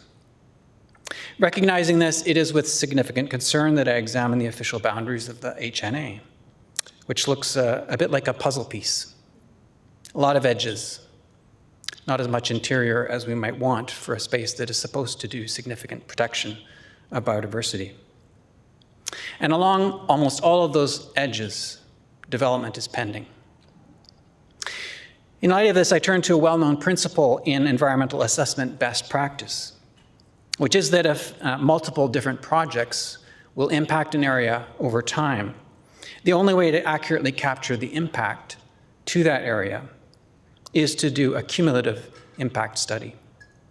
Otherwise, the individual impact studies for each of the projects will fail to capture the synergetic contributions between them into an overall impact on the conservation value of that area. So I understand we've heard criticisms of the existing impact study, but I think in addition to that, of equal concern is the fact that, as far as I know, there is no cumulative impact study, and yet we're already starting those piecemeal detractions of the value of the HNA on its edges through development of those private lands. So I guess I ask you if you are confident making a decision about this development in the absence of that knowledge of what the cumulative impacts over time of all these developments will be. In the last seconds remaining to me, I also want to follow up on Carly Rath's point and the other points that have been made regarding the city's response to the consultation with Six Nations. Now, I applaud the city for its efforts to consult with Indigenous peoples in this and other areas of your activities. But I think that if you're going to take up that act of consultation, you need to do it actually according to the standards that are in place in our Constitution and in the United Nations Declaration on the Rights of Indigenous People. You can't decide to have different standards because you have done that engagement not through obligation, but through goodwill, I guess. If you put the goodwill, you're recognizing the Indigenous rights to the land, and you owe them the full consultation according to those international and national principles. Thank you very much. Thank you very much, Alex. There is a question for you, Councillor Chat. Thank you. Yeah, thanks for coming in. Can you just explain a bit more how the Cumulative impacts? Like how would it work if there's nothing developed on these lands yet and the other lands have yet to be? Well, this is the way, yeah, thank you for the question. I mean, this is the way that we lose habitat. Very rarely do we lose habitat in one fell swoop. We lose habitat in a million tiny cuts. And we do have environmental impact processes in place, municipal, provincial, and federal levels, to try to answer that, to try and address impacts. But because we apply it to individual projects, and we ask questions like we are here right now about these specific wetlands here on this border in this little piece, and not how that maybe connects to other parts on the Activa lands and other parts around the Huron Natural Area, we're not actually getting the full picture about what the impacts here in this piece, how they connect with those future impacts in those other pieces, and eventually detracting from the overall biological conservation potential of this protected area. Great, thank you. Thank you. Okay, those appear to be all the questions Council has. Thank you. Thank you very much. Alex. Our next delegation is Florence Grunfelder.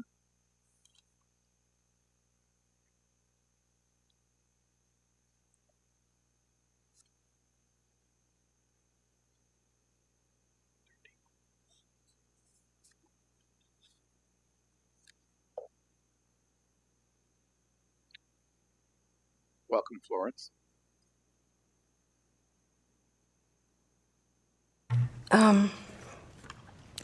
Good evening, Mr. Mayor and members of council and everyone. My name is Florence Grenfelder, and my family and I have lived in Kitchener since 2016, and my background is in investments, finance. So we have something in common. We value growth, investments, and fiscal responsibility. In the world of investing, there's a concept called growth at a reasonable price. It means we pursue opportunity only when the returns justifies the cost and when long-term value isn't sacrificed for short-term gains. We all want Kitchener to thrive. We want good jobs, economic opportunity, and a strong tax base. But we also want our growth to be sustainable and responsible, growth that enhances our community, not one that takes away from what makes Kitchener special. The Huron Natural Area is not just another piece of land. It's a living ecosystem. If this project goes ahead as planned, the damage will be permanent. Over 700 mature trees would be cut down, and 4 wetlands would be gone. Now, these trees and wetlands act as a natural flood buffer and carbon sink, which saves the city money in stormwater management and environmental costs. Once we cut down these trees and fill those wetlands, no amount of infrastructure can replace what nature has perfected over centuries. Once the trees and wetlands are gone, as you know, they're gone forever. Fiscal responsibility isn't only about growing revenue. It's about protecting the assets that gives this city its long-term value. Destroying what makes Kitchener unique, its connection to green space, isn't growth at a reasonable price. It's growth at an irreversible cost. We're not asking to save trees. We're asking the city to protect one of the last living systems that sustains Kitchener. Before clearing more land, why are we not prioritizing the vacant industrial and commercial properties already within our city? Just a few minutes away, where I used to work at Manulife, the former building at 25 Water Street South, it sits largely empty. Hundreds of thousands of square feet of modern space. Nearby small businesses are struggling with reduced foot traffic. We also have vacant sites on Manitou Drive, Wabanaki Drive, Goodrich Drive, and Laurentian Plaza. If our job is job creation and economic growth, why aren't we using these existing properties first? What kind of city will Kitchener become? One that values in profit and expansion, or one that values people, community, and sustainable?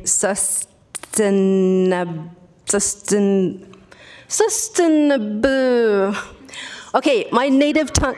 Sustainability. You know what? I'm French, so this word is very difficult for me, but you understand. Sustainability. Thank you so much. The city's own strategic plan and, oh, here we go again. The city's own strategic plan and sustainability goals emphasize environmental stewardship, climate action, and compact urban form, all of which are at odds with destroying natural habitat. True fiscal responsibility is not only about balancing budgets. It's about protecting the assets that give our city its value. Let's ensure Kitchener's growth remains both prosperous and principled, so future generations inherit not just progress, but beauty, balance, and belonging.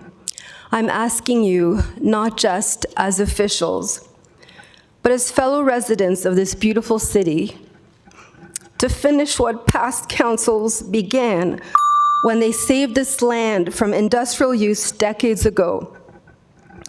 Let's ensure that the Huron Natural Area remains a thriving, peaceful sanctuary for today and for generations to come. Merci. Merci beaucoup, Florence. Une question pour vous.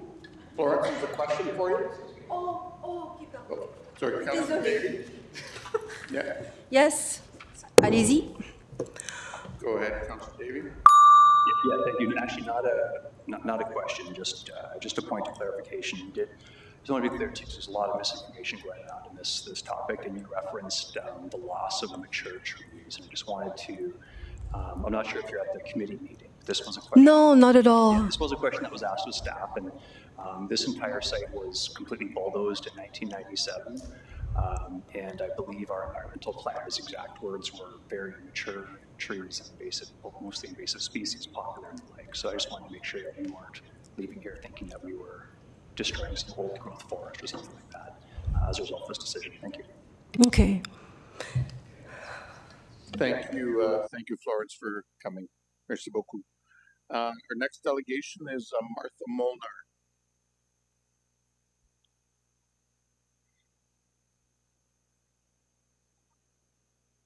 Welcome, Martha. Good evening, Mr. Mayor and fellow councilors. Thank you. I decided to take the last 2 weeks and ruminate on what it means to be a voice for the community, and not only for humans. Sometimes, more often than we like to admit in our modernized culture, being a voice for the community means leaving the human progress factor behind. I was born in a home where being homeschooled and fully embraced of the natural world was encouraged. I spent my time outside mostly, as children born in the 80s had the privilege of doing. I struggled with depression. Arguably, most people these days do. And what helps? Nature. Not a better job, not better medications, not a better partner, nature. I've come to liken the symptoms of depression more to existential crises, our divide from nature. I did my best growing up to fit in. I wanted, and still always want, to just be allowed to exist. The Huron Natural Area and I have that in common. If you need scientific studies proving how nature helps guide depression, they exist. I am also living proof. Two famous artworks bear critical significance here. The first is of the human attached to the last living tree wearing a gas mask to breathe the oxygen that remains. If we continue to collapse nature for the sake of economic gain, we will lose. Devastating change happens in increments, and tonight is an important one. The second is a collection of cityscape paintings where the streets and parking lots have been removed. It illustrates beautifully just how much space we give up for industry. These two pieces of art should be displayed in every city hall around the country. The Huron Natural Area was where I kept returning to a patch of stinging nettle to thrash into, healing my hands of arthritis. The place a bird first landed on my body, and I started bawling in gratitude. I take my shoes off and smile from the ground's electricity. I sit quietly and wait for the animals to resume their lives, and I get to bear witness to the most fabulous day-to-day dramas and their styles of existence. Damaging places like the Huron Natural Area is sending a message to the children of our community. How will you explain to the children in your lives about the decision you arrive at tonight? Will you admit that the economic pressures mean more than preserving these sacred spaces? Will you say that the industry professionals have a point? Because really, if they used vacant sites that have already been built, the ceilings might be too low for a future buyer's needs. What of our needs? Our needs to truly give space for reconciliation, where the advice of Indigenous leaders holds more weight than legal technicalities and an agree to disagree statement. There is someone in your life right now who chooses to walk around that space when they can't handle it. And that person you're thinking of is either going to feel better or worse following your decision tonight. I left the last meeting feeling defeated, but now I'm grateful. I now know how quickly decisions are made and on what merits. I now know that my federal vote is worth but a tenth of what my leadership in local politics can be. And people enjoy me. They think I'm neat, on the fringe, a safe space. I will be a welcome addition to future politics. You have the choice tonight to have the community think the same about you, councilors. I've found my way with nature and feel at peace with my existence now. Will children be able to find theirs if sacred natural spaces keep being whittled down, pushed up against, voted less than contract by contract? They do not have the luxury of remembering a childhood like we do, where nature was our ally. I will always be more attached to emotional and resonant experiences than those of a life and wealth and power could afford. I am thriving today because I resonate with nature, not industry.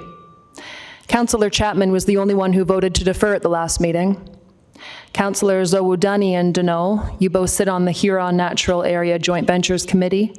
After a phone call, I was informed that the committee hasn't met since the early 2000s after its development. The 2018 sale of the land in question didn't trigger a meeting either, as it was only next to and not directly on the land.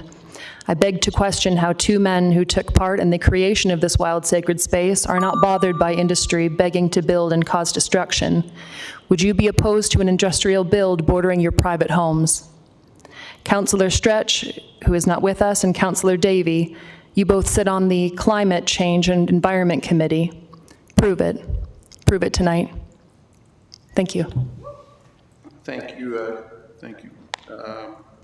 Martha, for coming in this evening. There aren't any questions for you. Our next delegation is Dr. Donald Marticello. Marticello? Okay, sorry about that. Hi, good evening all. My name is Dr. Donald Marticello. I received my bachelor's in geosciences from Princeton University, the top-ranked undergraduate university in the world, and my doctorate in chemical oceanography from MIT, the top-ranked graduate program in my field in the world. I don't mention my credentials to boast, nor do I represent those institutions or their beliefs. These words and beliefs are my own lived experience. I mention my credentials to make a clear point, that cities like Kitchener compete for residents and professionals. And one of the biggest deciding factors for many of us is how a city values and preserves its green and cultural spaces. After finishing my PhD in spring of 2024, I had several offers: Boston, Santa Barbara, Halifax, and Kitchener. What drew me here wasn't just the opportunity for meaningful work, but the balance between nature and urban life. I still remember my visit during that decision process fondly, spending each afternoon walking through local parks, thinking about whether this place could be my new home. I remember calling my mother and saying, after a lot of talking, yes, I can see myself living here, not just as a young professional, but as someone who might one day raise a family here. It's such a beautiful, welcoming city. And in many ways, these dreams of mine came true. I met the love of my life here. Together, we explore the trails, the parks, and the small forest tucked between neighborhoods, all of the lands that make this city a beautiful oasis. These spaces make this community feel alive and welcoming, not just to me, but to countless others who choose Kitchener for similar reasons. That's why I'm here tonight, to remind the Council that preserving connected green spaces isn't just an environmental issue, it's an economic one. High-caliber professionals, people who could live anywhere, are drawn to cities that feel vibrant, sustainable, and human. When you remove or fragment these natural corridors, you don't just lose trees or wetlands, you weaken one of the most powerful magnets for talent this city has. Now, I recognize that this parcel has already been sold to a developer, but that doesn't mean the story has to be over. The city still has tools, through rezoning, long-term planning, and eventual reacquisition, to correct course and realign this land with the public interest as so passionately vocalized by my fellow delegates. And doing so would send a clear signal that Kitchener understands its competitive advantage lies not in short-term expansion, but in preserving the livability that draws high-caliber professionals and families in the first place. There are many ways to grow: infill, redevelopment, creative use of underused spaces, without sacrificing the very character that makes this city stand out. Indeed, there are numerous abandoned or otherwise available properties in the city that can be utilized for development projects. When other municipalities protect and restore their green and culturally significant spaces, while Kitchener develops over them, the choice for home for high-caliber professionals becomes easy. And it sadly won't be this city that captured my heart. Every major city is chasing the same goal: to attract people who can choose to live anywhere. These people are drawn to communities that are green, connected, culturally engaged, and forward-thinking. Kitchener has stood out because it's historically been one of those cities. I commend the mayor, every councillor, and all the numerous staff for all their efforts to make Kitchener the great city it is that welcomed me. But if we trade our natural identity for another development, we risk losing exactly what makes us desirable in the first place. So I urge you to look beyond the immediate gains and consider what kind of city you want Kitchener to be today and 20 years from now. Do you want it to be one that bulldozes over its strengths, or one that protects and enhances its best features? Thank you for your time and thoughtful consideration. Thank you for coming in, Donald. There's a question for you, Councillor Singh. Yeah, Donald, first of all, thank you for making Kitchener your new home.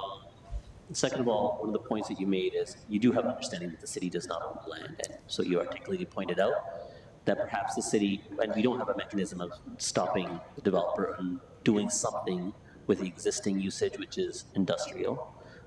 They don't have to do subdivision of the lot, but they can build something on there. Something that's going to be as equally as impactful of everything that has been pointed out by all the delegates already. But another point that you made was the city's acquisition of the land. So they don't have to sell it to us, but potentially if they did, is that what you're recommending, that the city should buy back the land or whatever the appraised value might be? Yeah, I would heartily endorse that. I think that nature, the ability to recover natural spaces, as evidenced, I think in one of the earlier videos, it's a long time to recover. And as a natural scientist, of course, I support any conservation effort, but also the value it brings to the community, the connected intertwines. There are plenty of other experts here that can speak to that. So wholeheartedly, yes. Okay, so this is a challenge, and through a former Councillor Fernandez's questions, I was pointing out that the effort that we're trying to do is making sure the delegates leave this chamber more informed than potentially that they came in, because there's some nuances to planning and city governance that perhaps they are not potentially aware of. So as you're recommending that the city potentially buy back the land, possibly at higher value than what was initially sold for, that's going to come from Parkland Dedication Fund. That's money earmarked for necessary future purchases of parkland where communities that don't have park space, primarily in the downtown. So if you were to reallocate those funds, something would get taken away from those communities. But as part of this development application, the Natural Huron area is getting an additional 10 acres as part of the buffer and renaturalization.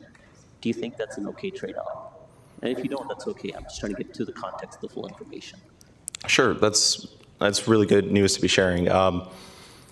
In general, just with the continued development, just more broadly speaking, any green space we can preserve is valuable. But even just more generally, any land the city can acquire, it always goes up, right? I mean, one of the most classic examples is the Louisiana Purchase, right? 2 cents an acre.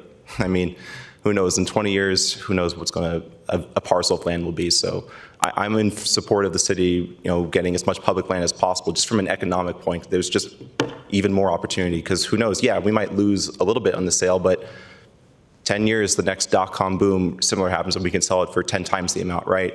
It's always opportunity. Okay, thank you very much. Thank you for delegation. I think Councillor Chapman may have a problem if you take away that money from future parks in downtown, but I don't know. But thank you for presenting. Thank you, Donald, for coming in this evening. Our next delegation is Dr. Nandita Basu.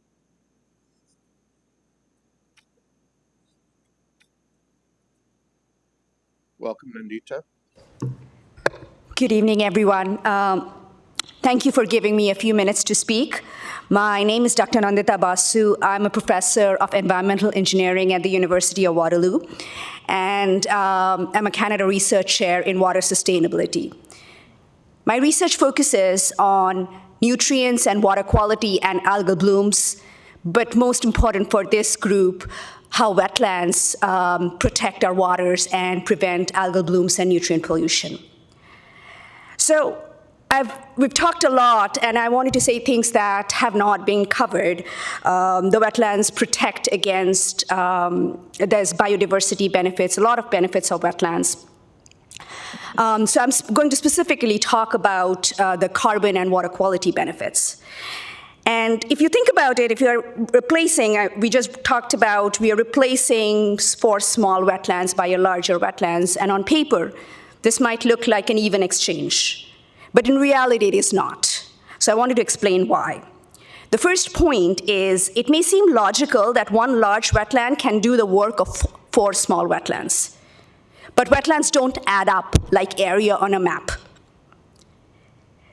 Each wetland sits in a unique spot in the landscape, and they filter the stormwater in a way. They act like a filter, a web of filter. When you take a part of a filter away, the filter breaks and it doesn't function the same way.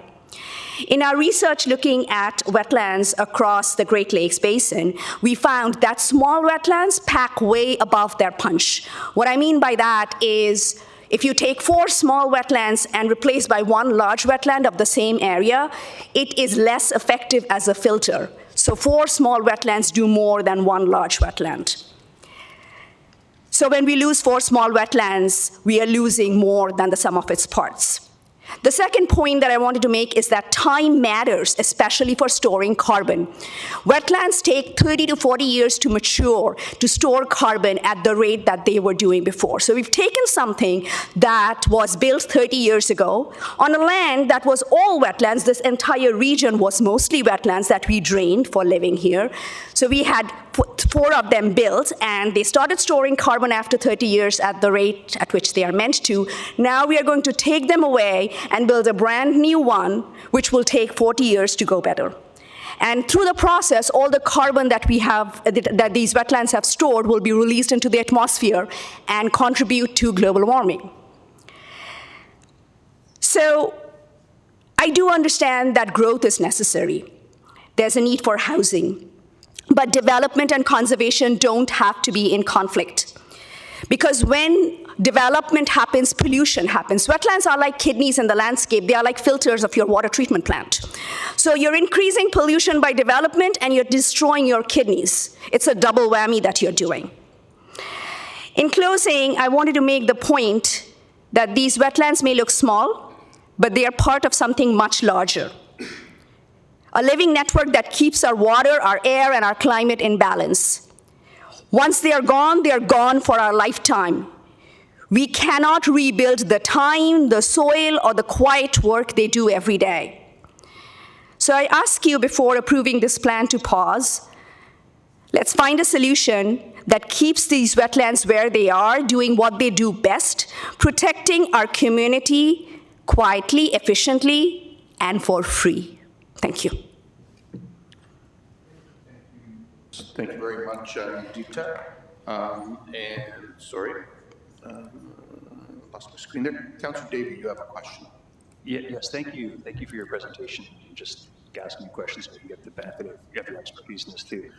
So you mentioned that the 4 smaller wetlands function better than 1 large one, even if it is 1-to-1. But the fact that, that these are all anthropogenic, does that bear any factor that the existing ones are anthropogenic as well? Say, could you repeat that? It's really difficult to hear. For tweaking our sound system, the existing wetlands aren't natural. They're basically, my understanding is there was backhoes driven over land that settled a little bit, and then back in 1997, and they grew since then. So there are 4 man-made, frankly accidental wetlands. So what I'm not understanding is, other than the time frame, I understand that in time they take time to settle and to grow. But after 40 years, would the new wetland not be at least, especially if it's purpose built, would it not be at least as beneficial as these 4 that are not? It won't. So there's 2 things that are going on there, right? So yes, the wetlands are man-made. So the first thing in there is they are man-made, but if you think about our landscape, it was mostly wetlands. So they are man-made in a region that they were wetlands probably before we started draining these landscapes. The second point is the idea that 4 large, small doesn't make up 1 large. It's about how the soil in the wetland connects with the water. So it's true both for man-made wetlands and natural wetlands.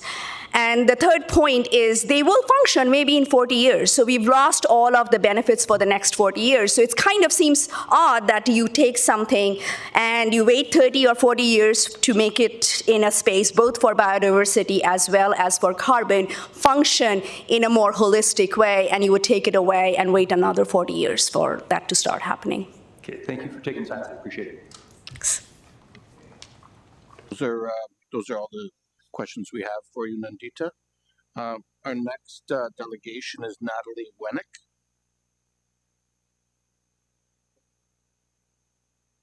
Natalie Wennick. Oh, welcome. Just give us a minute to get that lowered for you. Would you like it a little lower yet? For me, okay? Yeah, does that work for you, or would you like it a little lower? I think this will be okay. Sorry, I can see you now, yeah. There we go. We can see you better that way too. Welcome. Perfect, thank you, good evening. Since I'll be sharing my perspective, I would like to share some of my background for context. I studied environmental engineering at UW and a Master's of Geography at University College London, England. I've worked in engineering consulting, not-for-profit organizations, private businesses, and half a decade as part of engineering staff at 2 local municipalities. I've also served 1 year as a student elected position at our local school board. Amidst all this, I've lived periods of times as an adult between school and work on near minimum wage jobs. I'm also a property owner, and as you can see, I have an acute injury and I'm currently a wheelchair user. Many in our community do have far more lived experience with accessibility or lack of accessibility. Based on my experience across multiple roles as staff, consultants, and elected representatives, I want to begin by acknowledging the tremendous work that has gone into this project. From landowner, the consultants, council, GRCA, the region, the Six Nations, the Grand River, public involvement. The staff report, supporting documents, and previous meetings reflect serious technical expertise and careful thought of councillors towards building a great community. I feel privileged to have the opportunity to delegate tonight, and I thank you for your openness to multiple perspectives in shaping this decision. Everyone here knows the life-giving properties of being immersed in nature. For those of us who have worked low-wage jobs, without the funds to travel to provincial or natural parks, the Huron Natural Area provides a rare and essential way to be immersed in nature, whether for school-age kids or seniors. This is because this area is accessible by GRT, and everyone can go there. I do acknowledge that different neighborhoods have different strengths. Downtown residents enjoy festivals, cultural events, while those near the HNA have access to immersive natural experiences. Both are valuable, and accessible transit allows everyone to get there. Small festivals are not the same as Blues Fest, and small parks are not the same as the HNA. Expanding the HNA into this area provides park space that benefits the whole community, not just nearby residents. Even now, on the Meadow Trail, which is not the easternmost trail, the natural immersion is interrupted by industrial silos from Treehouse Foods. This industrial building is surrounded by the proposed subdivision application. HNA trails offer rare opportunities for quiet, restorative time in nature, whether walking or being pushed like I have been.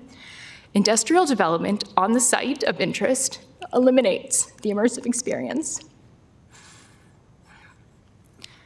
I believe this is not a decision to make today. Our work patterns have changed dramatically in recent years, and they'll continue to evolve. All your need for industrial lands will change. Other empty industrial lands exist throughout Kitchener, including green lots zoned for business development that's far from this sensitive and important environmental area. Supporting subdivision today makes it harder to reevaluate and rezone to protect and enhance the HNA. I do understand these lands are not untouched. They've been farmed since the 1940s and partially leveled for industrial use in the 1980s. But reversing human impact to expand parks is not unprecedented. In Guelph, land once zoned and, like the HNA, was graded for industry in 1980s, which is called Hanlon Creek area. It was repurchased by the city of Guelph. It was restored and integrated into conservation and recreation lands. Today, the Hanlon Creek Conservation Area is almost 600 acres with the goal of expanding to 800 acres. By comparison, the HNA is over 250 acres, so half the size. You have the chance to restore and expand it further. I read the reports that say 30% will be given to the HNA, which is great, but can't we aim higher? 30% is the minimum we saw in the reports. Can we get 40%, 70, 100? I urge council to view these lands through the lens of 2025, not 1983, not through high-level policies like the ROP or the 2019 zoning law, and not solely through technical lens of developers, consultants, or staff. Us technical experts have to follow policies ultimately made through political decisions. You, as elected visionaries, have the unique position to make decisions for today and for the future. I implore you to defer this decision, explore rezoning or land repurchasing, and consider partial or full restoration, including conservation, parkland, recreation, community farming, environmental research, even environmentally focused industrial use. These uses complement HNA and align with the city's 2023-2026 strategic plan. Thank you. Thank you very much, Natalie, for coming in and delegating this evening. There don't appear to be any questions. Thank you very much. Our next delegation is Alana Jewell.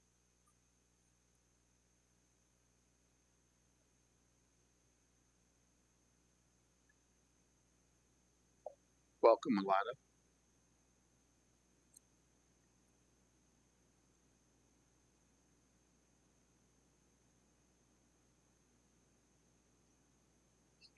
Hello?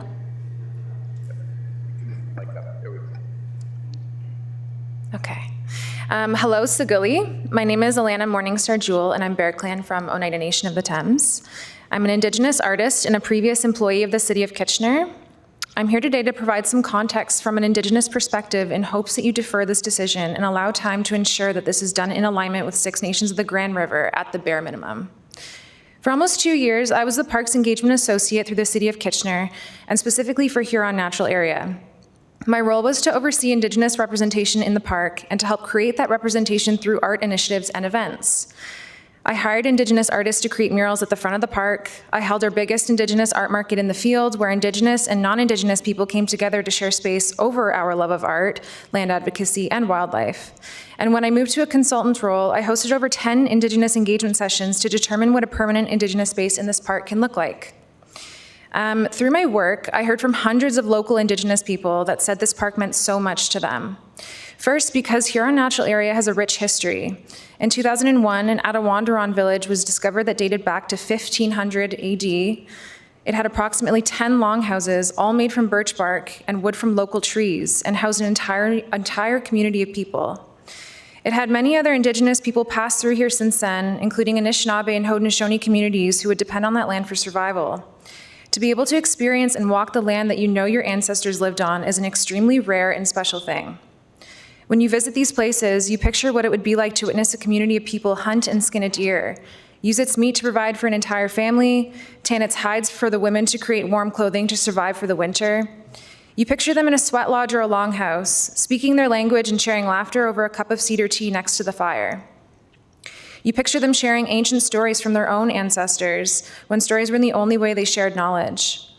These stories and traditions are woven into the fabric of Huron Natural Area and the proposed development site. From what I've been told to my ancestors, and after witnessing so many Indigenous people experience Huron Natural Area firsthand, I wouldn't be surprised if every square foot of this entire park has been prayed for and celebrated.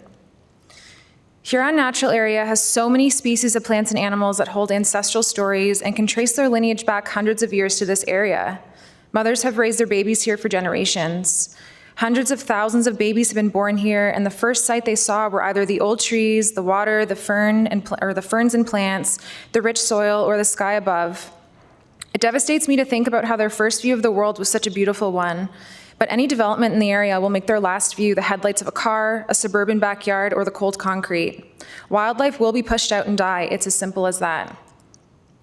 Industrial development this close to Huron Natural Area is not the way. There are over 800,000 square feet of vacant industrial space for lease or for sale within just 2.5 kilometers of Huron Natural Area. As human beings, we are capable of more than just approving development. We are so intricately connected to and dependent on the natural world around us. We live in a time where our original instructions and the way we are supposed to care for the land is dissipating in front of our very eyes, but not for traditional Indigenous people like those of Six Nations of the Grand River Council. That is why I ask you, at the very least, to defer this decision and follow the guidelines rooted in the protection of creation led by the Six Nations of the Grand River. I propose that the city buys back this land and works with local Indigenous communities to establish a permanent Indigenous space that reflects the rich history and biodiversity of the land and allows Indigenous people to be stewards of urban land. Thank you. Thank you very much, Lana. We do have some questions for you. Councillor Chapman. Yeah, thank you, and thank you for your presentation. My question has to do with the report from the Six Nations. Mhm. Are there any particular aspects of it that you think are more important than others that should be considered here? I mean, I'm not asking for a deferral, but I just wondered if you could highlight some of the things that are. Well, when I worked for the city, I worked for about 2 years, like I said, as a Parks Engagement Associate, but then I also moved to a consultant role for about 2.5 years. And in that time, like, I really was the only person that had like a face-to-face connection with them and invited them to come to Huron Natural Area and to really like be intricately connected to the process of establishing a permanent Indigenous space. So I feel like that is what is lacking, is that connection where it's, you know, they are like an extension of the projects that we were working on at the City of Kitchener. And it felt like I almost became like a middleman, which was actually part of the reason that I left, was because I just felt like I was too in between and was, you know, walking in two worlds. And so I think just it's missing that sense of connection where, you know, Six Nations is updated and, you know, they're invited to every single meeting about development and about, you know, any projects that could hinder the habitat or the land, or really in anything that could include Indigenous people. And so I think that is like the first thing that should happen, and that's the biggest part that's missing. You know, I'm not an expert in land management or, you know, water management, but I'm sure that there are, you know, aspects of that where Six Nations specifically could be included and they are not. And I'm just a bit disappointed that, you know, their recommendations are not being followed at the very least. Thank you very much. Thank you, Councillor Chapman, and thank you, Alana, for coming in this evening. Thanks. Okay, our next delegation is Tom Galloway.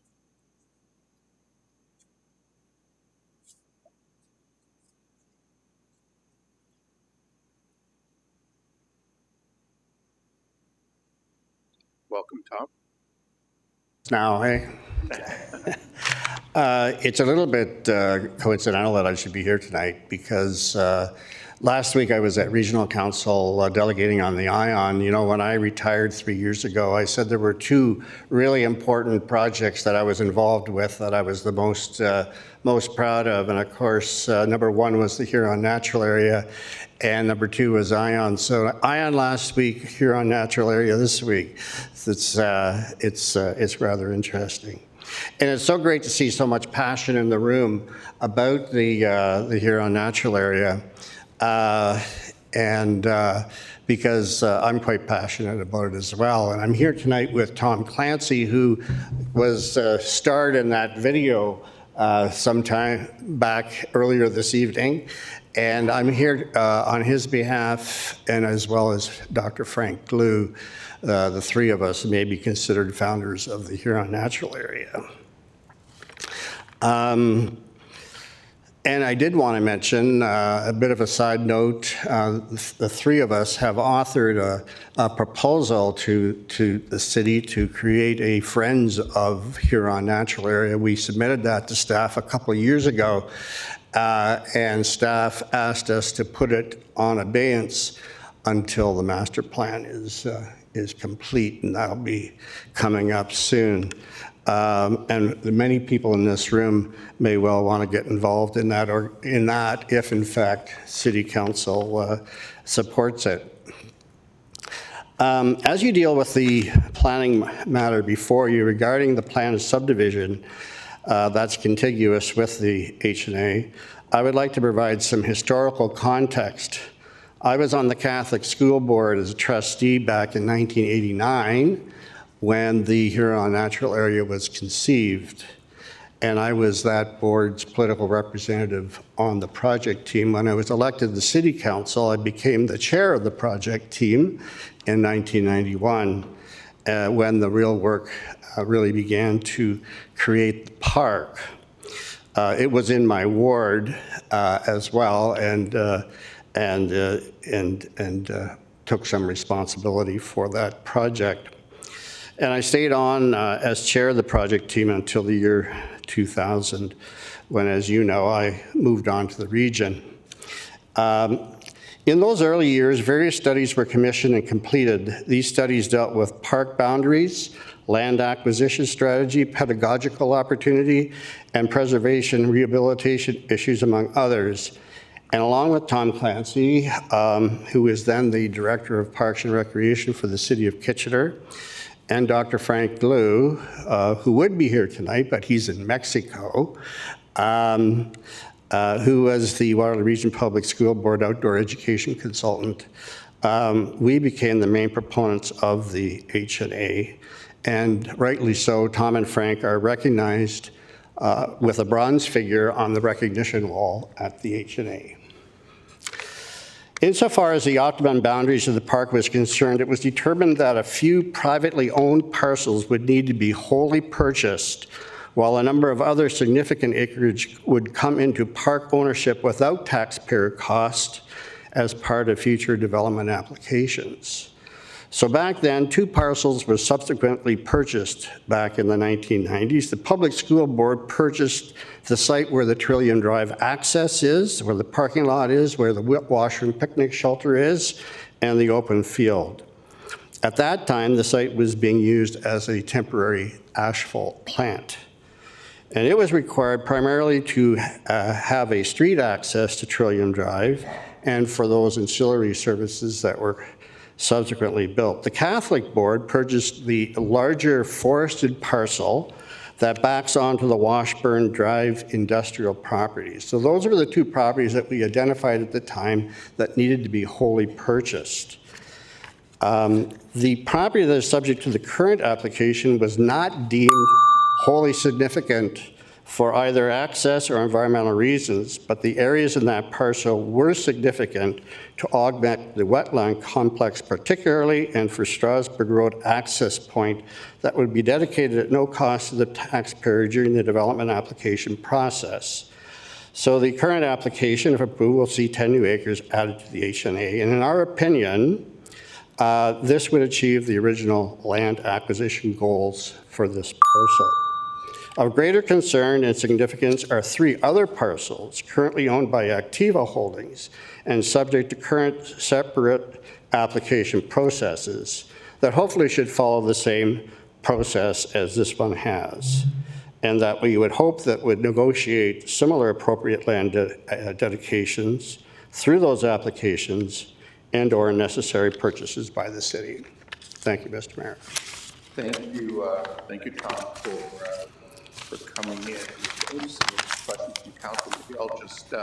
Maybe I'll just ask one. So just to be clear, if I understand the submissions that you made correctly, if you go back to when originally the 3 of you were involved in the founding and the creation of it, this particular piece of property is one that was recognized that could see some development, but through that process would allow a portion of it, in this case 10 acres, to actually come into the city's ownership, and that was sort of partially what was contemplated, and then you referenced these 3 Activa pieces that we should pursue yet going forward. Is that?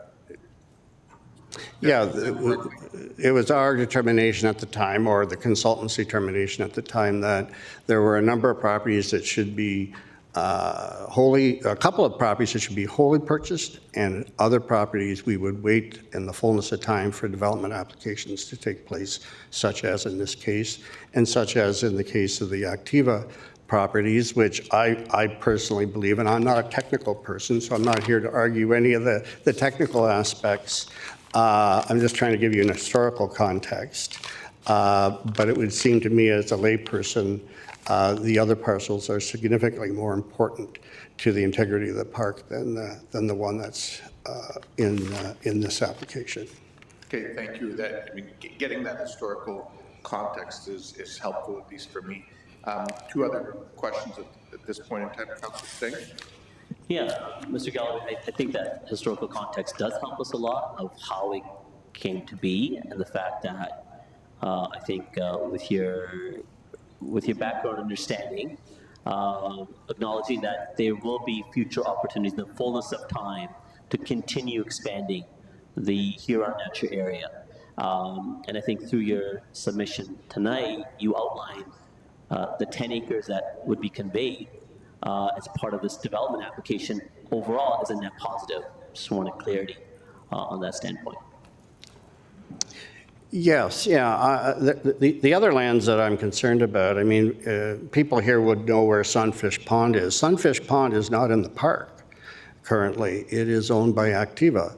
And I feel that that property is much more important and other Activa holdings to the integrity of the park as compared to this particular piece of property. And if the city has to do some purchasing, which I don't think it should have to in any of these cases, it would not be this parcel. It would be other elements that we currently do not own that the public still continues to enjoy more or less, but are in the ownership of other private landowners. Okay, so some of the positions put by the delegates is, so you've already outlined that there are other more crucial parcels that are better for purchase. So that was one of the options put placed. So that answers that from your perspective. The other is residents are saying delay the decision on this, which the applicant has two options: could proceed to the OLT or develop the land which is already zoned industrial, but in a different context with a larger footprint on its lands. Would those two outcomes be worse off than what's on the table right now, where we are getting the 10 acres conveyance, and potentially if the developer goes to the OLT, because we are unable to make a decision, because we're past the 90 days, and that we may lose that 10 acres? I have to agree with some of the delegates. It's really difficult to pick up here some of the things that you're saying. Yeah, we apologize for that word. But I do think, Councillor Singh, I got most of that. I'm not here to argue any technical stuff. I'm not here to say it should be deferred or not deferred. I'm trying to give you a historical context. The three of us who have had a 30-plus year relationship with the park believe that this application achieves what we originally anticipated for this parcel of land 30-some years ago. Now, a lot of things have changed, I grant you.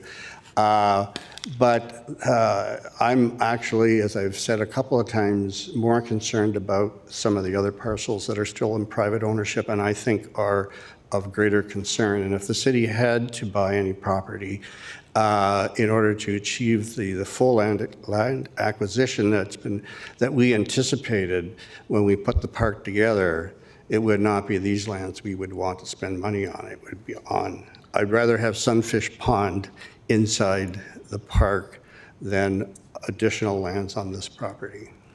Thank you very much for your delegation. I think that top-down view does help. Now that you're at the podium, I will quickly say, Mr. Chapman, Mr. Galloway has said he's going to delegate fiercely if a particular street of interest to him in Ward 6 doesn't get resurfaced. I kind of point it out. Thank you again, Mr. Galloway. Councillor David.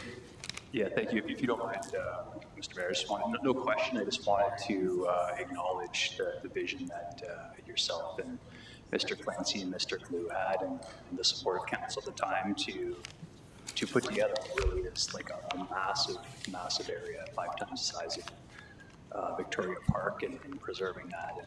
And it's been a while since you've been around this horseshoe, but I'm glad to see you're keeping your eye on the ball and making sure, letting us know where we can actually trip up, and we'll be keeping an eye on those activity lands. Thank you so much. I don't plan on making a habit of it. Councillor Ennis. Yeah, thank you, Mayor Urbanovic, and Tom, thanks for coming in, and Tom Clancy, thanks for coming in, and also Frank Glue for reaching out. I know all three of you, some more or less over the years of being a Kitchener resident, and you know, as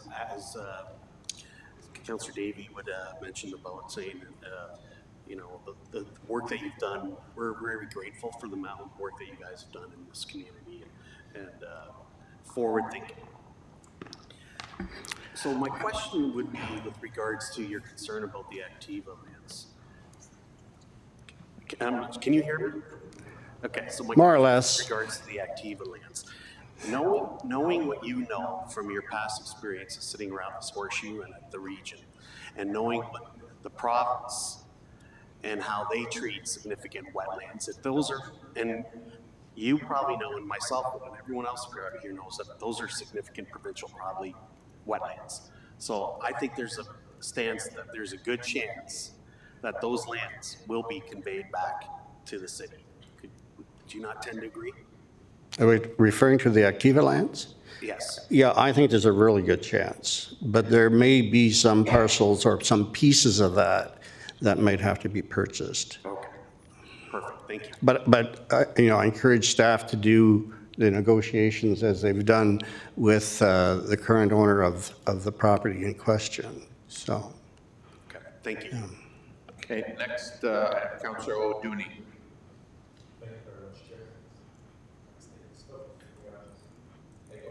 Thank you very much, Chair, and thank you. Do I still call you Councillor Galloway or Tom or? That's good. Tom is good. In addition to Sunfish Pond, what you mentioned earlier on, are there any other areas in the future that you feel this is an area that we should be paying attention to, just like the Sunfish Pond, that we might not necessarily be paying attention to at this point in time? Well, the three of us, when we get together, we do have some ideals that we want to put forward, and that's why we're suggesting this Friends of Huron Natural Area group. And there are other similar kinds of friends groups in town that, the Friends of the Joseph Schneider's House, there's the Friends of Dune. We see it in that particular regard. We do have some ideals of things that we'd like to see, particularly in terms of interpretation systems for the park. There's a lot of things that we could suggest, but in terms of this particular issue here tonight, I do want to emphasize that I'm not an expert in the scientific stuff. I just wanted to give the context, the historical context, when I chaired the project team and how we came to come up with the boundaries, and then the future land acquisition strategy, which is now before you on this particular parcel.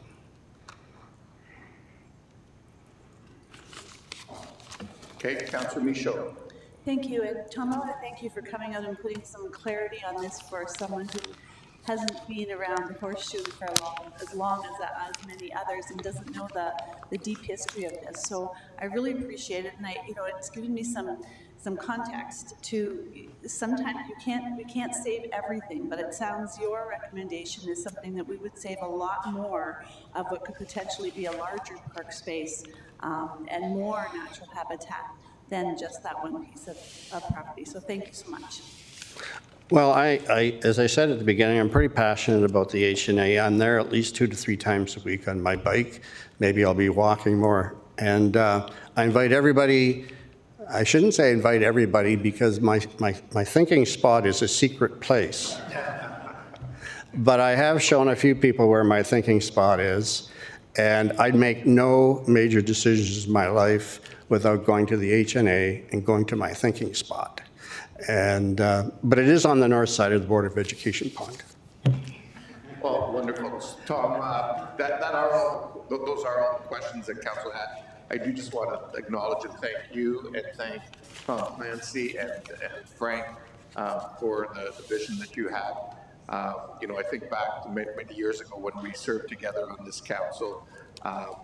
This was already a passion of yours because you brought it with you from the school board, as you pointed out. We carried it into the whole issue of Kiwanis Park and getting that back into city hands. when the GRCA was going to mine it for gravel, and is now a wonderful community amenity. And I think this can continue to be that. So thank you for providing that historical perspective, but more importantly, to the three of you for the vision you had in the beginning. Okay, our next delegation is Meredith Blunt.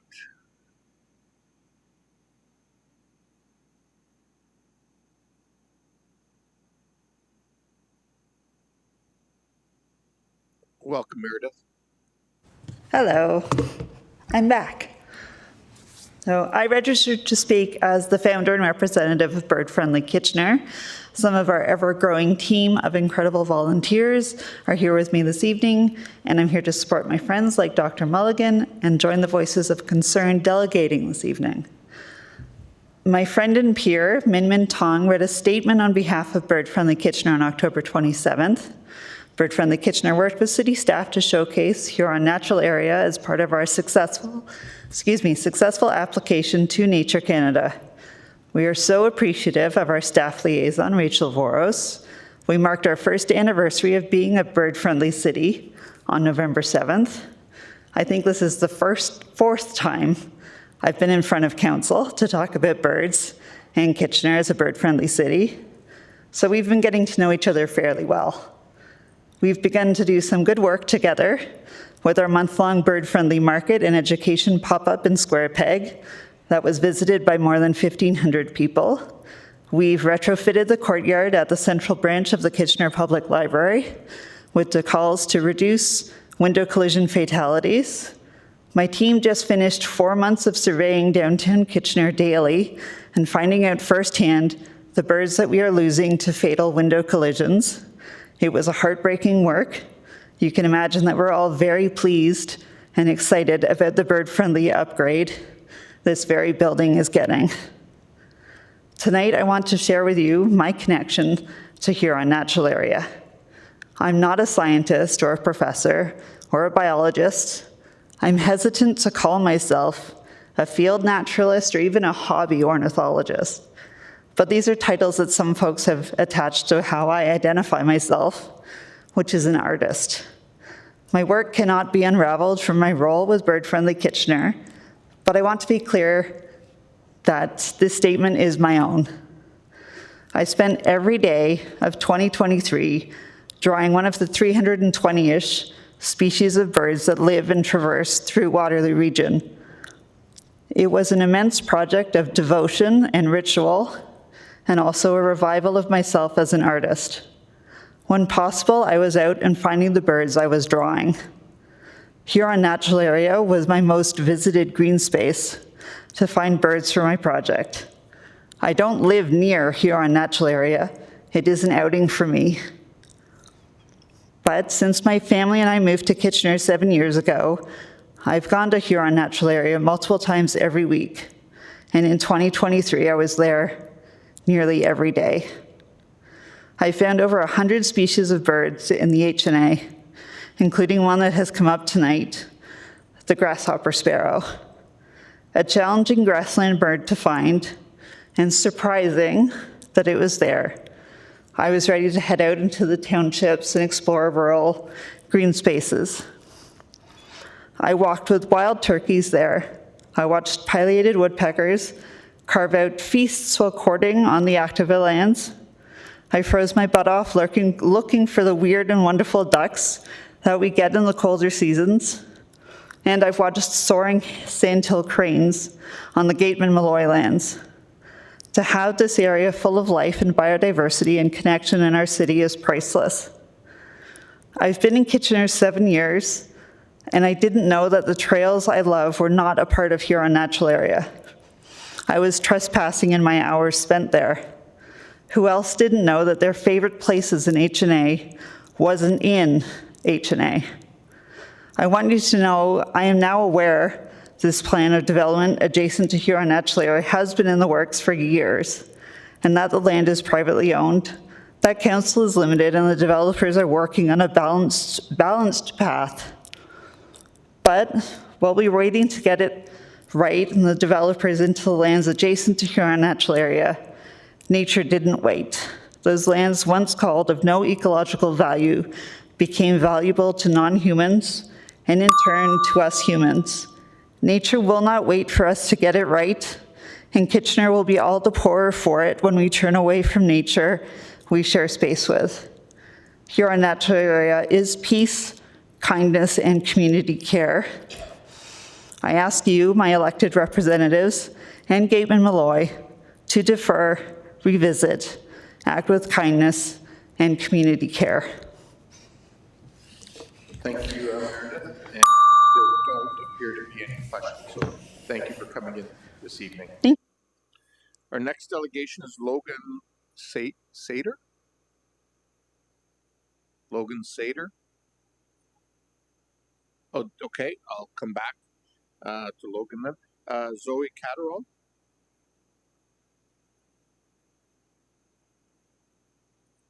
Welcome, Zoe. Council members, let me just get this up on my phone.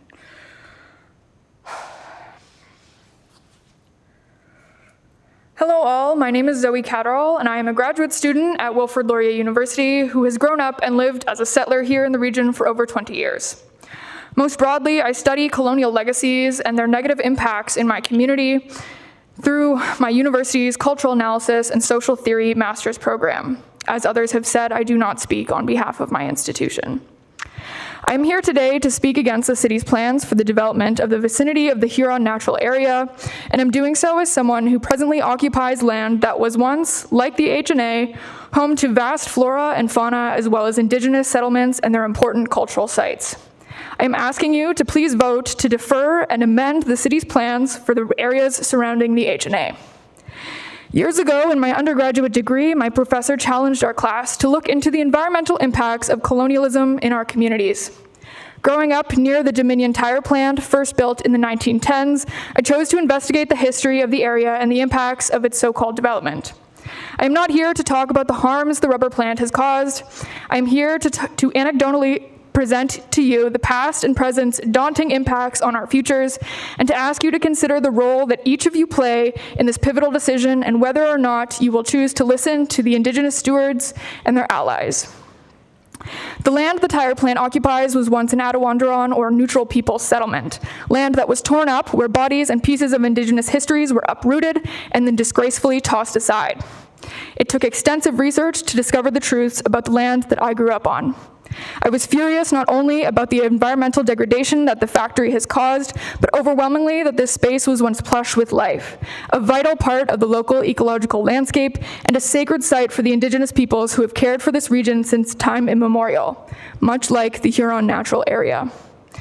Through this research, I came across a government survey of that area written by Canada's first professional archaeologist, David Boyle, published in 1894.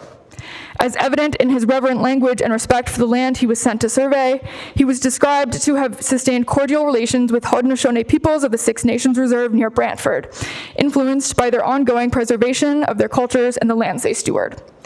I cried out of frustration while reading his report, imagining what it must have looked like right outside my door, full of fruit and nut trees and bushes, with animals flourishing, living, breathing streams and creeks that once connected this area with many other settlements, including most likely the Huron Natural Area.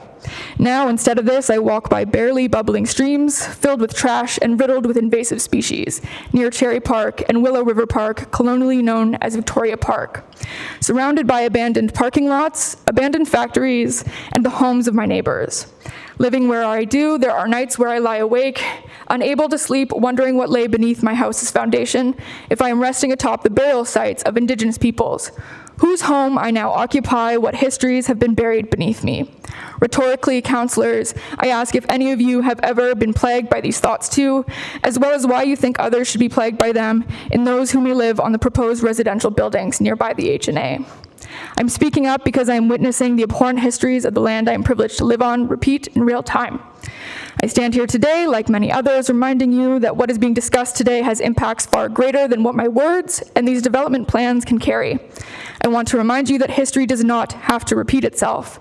You have the power to intervene in these development plans, to defer this decision, listen to and learn from Indigenous stewards, and in turn, amend the plans.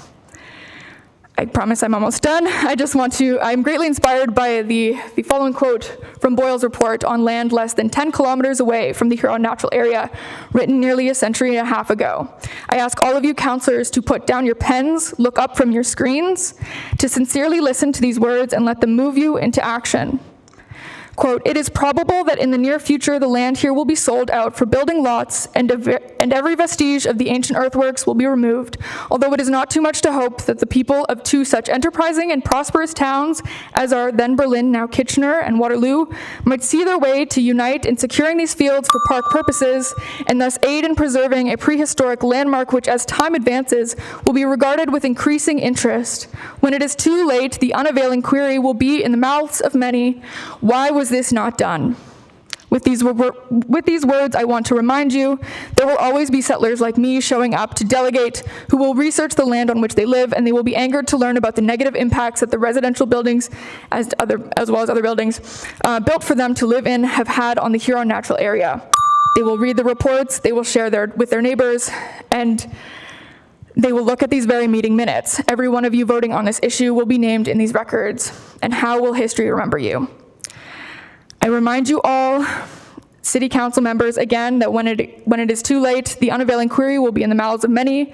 Why was the Greater Huron Natural Area not better protected? And please listen to the Grand River elected council. In what I am echoing today, plant 10 trees for every one. That is cut down a 41-meter buffer of all. I am just echoing the requests and demands of the Six Nations of the Grand Rivers elected council, which I'm sure you have already heard. I could continue. Okay, thank you very much. There don't appear to be any questions. Thank you for coming in and delegating this evening. Our next delegation is Rita Syed. Rita Syed.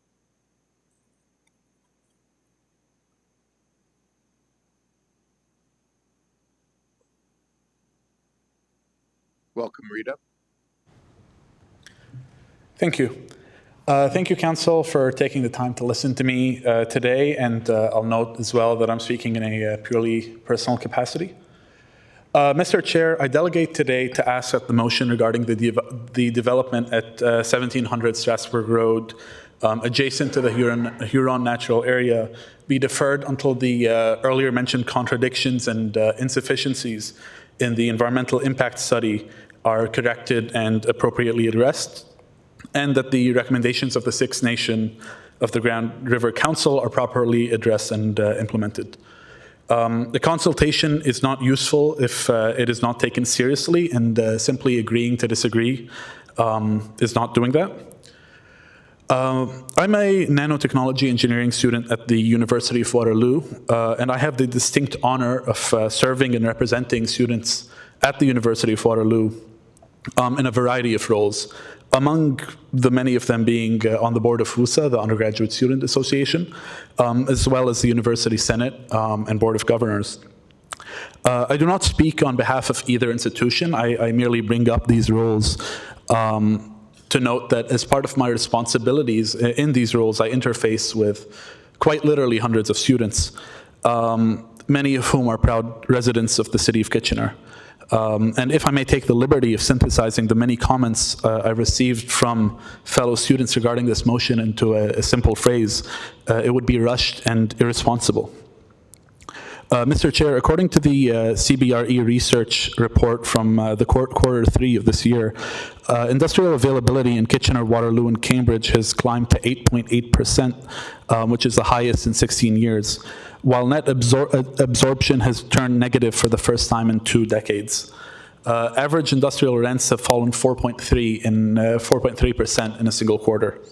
An industrial building and lot, as described in the proposal, anywhere in Kitchener, not just on the lot itself, does carry financial risk for the applicant, but more importantly, a risk for the community and the broader market in a city already full of vacant lots. The suggestion that the subdivision, a business park proposal in a city that isn't ready for another one, must today be approved or face a worse mega warehouse outcome isn't, in my eyes, a realistic one. Leveraging fear of the Ontario Land Tribunal is not really a precedent that should be set today. I'll note as well that a case summary from the City of Hamilton shows that the Ontario Land Tribunal overturned the local decision of a similar, although in that case residential request, due to inadequate evidence despite the prevailing staff recommendation. The City of Kitchener's economic development will not be helped, but may in fact be harmed by the passing of this motion. And the resources and reports shown do not point to a need that justifies the rush to harm the land we sit on or the disregard for the recommendations of the Six Nations. I encourage councillors not to approach this as a yes or no decision. I'm aware of the deadline coming up, but this is not a binary black and white, but an opportunity to ensure that we as Kitchenerites hold ourselves responsible and ensure that our stewardship of this land is informed. You can take that opportunity by deferring this decision until consultations are not just heard, but valued and listened to. We all want growth that is sustainable, studied, and needed, but that's not what this is. Deferring this doesn't mean that the developer runs off unhappy and just builds their warehouse. It means that we have an opportunity to minimize the impact that they leave on the HNA. And it means that conversations can take place around things like reacquisition of the land or conversations around finding the developer an alternate, more suitable lot in the City of Kitchener. I'll finish off as well by noting tonight we were discussing decisions made by this council almost 40 years ago, as well as 7 years ago. And part of me wonders what we will be saying about the decision this council takes tonight in 30 or 40 years. Thank you. Thank you, Rita. We do have a question for you, Councillor Deneau. Thank you, Mayor Benedict, and thank you, Rita, for coming out and sticking around this long night. So we've heard lots of reference to the discrepancies in the EIS. What are your concerns? What of the discrepancies that have been mentioned or referenced to? What are your concerns of the discrepancies? I think the main one that comes to mind, or the worst one that comes to mind, is the one mentioned, I think, in the first delegation of the night by Carly Rath over there, which is the discrepancy between a 15-meter and a 30-meter buffer zone. And I think, that's a particularly egregious example. Okay. And I guess my next question is, of what Six Nations have asked, in your opinion, while we do have a duty to consult, there are negotiations that go on. I used to bargain collective agreements, and not every side got everything they wanted, because that's not the reality. And so, of what Six Nations have asked, what do you feel are some of the more important aspects of their ask? I'm sorry, I did lose you there, but I think I got the gist of what you were saying. I think firstly, I don't want to pick and choose myself as really a visitor on this land, which of the recommendations are more important than others, and I would say the better person to ask would be the Six Nations. But for example, my mind goes to an earlier delegation we heard by a professor at UW, or perhaps it was Laurier, around the number of wetlands and one big wetland not being equivalent to multiple smaller ones. And I believe sort of the conclusion reached by city staff was one wetland replaced for everyone gone. And that doesn't really seem like a fair trade, even though it's, one-to-one. Okay, thank you. Okay, those appear to be all the questions we have. Thank you. Again, Rita. Our next delegation is Peggy Nichols.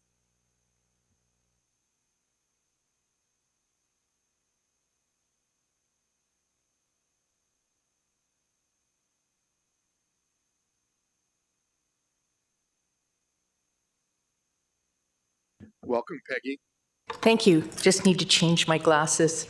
No Since, can you hear me? Yes. Okay. Since I came tonight, I have rewritten this presentation over and over and over. So please forgive me if it's a little bit choppy. Respected Mayor and Councillors, as you know, my name is Peggy Nichols, and I'm here to speak to you in support of protecting Huron Natural Area from encroaching development. Over 30 years ago, as we've heard, the city wisely agreed to support the establishment of this valuable wetland and woodland area in our city. It has become a rich environmental refuge for a wide variety of wildlife and a valuable resource for connecting with the natural world. I've followed the efforts of citizens to develop and protect Huron Natural Area over the years, and as a graduate of the University of Waterloo's Environmental Studies program over 50 years ago, hi Greg, I share the dismay that this precious resource is being threatened by development. I also know that at the last Planning and Strategic Development Committee meeting, all but one councillor voted in support of the application to develop the industrial lands surrounding Huron Park. So now where do I go? While the contribution of nearly a third of the site to create a wetland that will expand the Huron Natural Area and provide a buffer should be acknowledged, it's not nearly enough, obviously, to quell the fears about the threat to the existing area. So I don't want to undermine the previous delegates who have spoken in favor of deferral, but I'm concerned that you may approve this development application tonight. So here's what I'm asking of councillors, city staff, and developers. Assuming that this development goes ahead, please plan for and implement all possible strategies to ensure that the construction and operation of this industrial area doesn't damage the adjacent natural area. Use whatever authority, knowledge, and knowledge you have as decision makers, planners, and builders to use methods that will prevent damage to this sensitive and valued environment and its wildlife. What are some specific things that you can do? Avoid the use of harmful substances wherever possible and ensure that any runoff is captured and prevented from polluting the air and groundwater. Use strategies and materials such as catchment basins, rain gardens, and permeable paving that will absorb and filter water so that it doesn't flow into local creeks. This includes addressing our water contamination from road salt, a concern that was mentioned by Professor Greg Michelenko, and also the subject of a motion being brought by Ward Councillor Paul Singh later on this evening, if you ever get to it. Plant trees around the properties to help clean air, buffer noise and light pollution, and provide habitat for birds and other wildlife. Use markers on windows and turn off lights at night, especially during migration, to prevent bird strikes, another issue that was raised this evening. Avoid the use of unnecessary architectural lighting and ensure that exterior lighting fixtures project light downwards, thus minimizing spill light, glare, and artificial sky glow.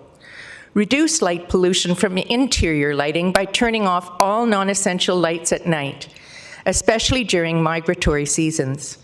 Motion-sensitive lighting in lobbies, walkways, and corridors, and operational systems that automatically turn lights off during after-work hours are other ways to reduce light pollution and fatal light attraction. When landscaping, consider naturalized spaces rather than manicured ones. Choose natural species and plants that will support pollinators. Avoid pesticides and fertilizers that pollute the surrounding environments. Consider choosing a green roof. It is certain, these are just a few suggestions that can help mitigate the impact of industrial development that takes place in proximity to Huron Natural Area. Industry must learn to be more environmental partners, which was a concept shared earlier tonight, and I think it's a really good one to work with, especially in precious and vulnerable areas like this one. Thank you very much for your time this evening. Thank you, Ms. By way of clarification, it's actually Councillor Ioannidis that's bringing forward the salt reduction motion, as you said, if we ever get to that. A couple of people with questions. First up is Councillor Singh. Yeah, it's a good motion. I'll take the credit. Ms. Nichols, you've heard a prolonged discussion from the committee meeting tonight. I think you have a conscious realization of the limitation that this council really has in the decision or direction on the application before. So it's more of a comment than a question. I just wanted to state all the recommendations that you made are very good. And I'm hoping staff, as part of the site plan approval process later on, will refer back to this meeting and take note to the suggestions that you made out. So thank you for going through it all. Thank you. Thank you. Next is Councillor Haynes. Yeah, thanks, Ms. Nichols, for coming in. And you stole my line again. But anyways, a lot of those concerns that you were raising will be, most of those are already conducted for the development, like where the water runoff's going to go, etc. Those are all go through the development process. Nothing is unlooked at. So, I mean, those concerns are almost basically an automatic with any development application. So, other than maybe a green roof that you're suggesting, most of the things out there will be somewhat incorporated. I guess I feel that we can do a much better job as a city with building to respect the natural environment and also to mitigate the effects of development on the surrounding environment and climate change. And I just would like to see much more of that. So. Okay, thank you. Thanks, Becky. Those appear Thank to be you. questions. Thanks for coming in this evening. Next up, we have Gail Schenk.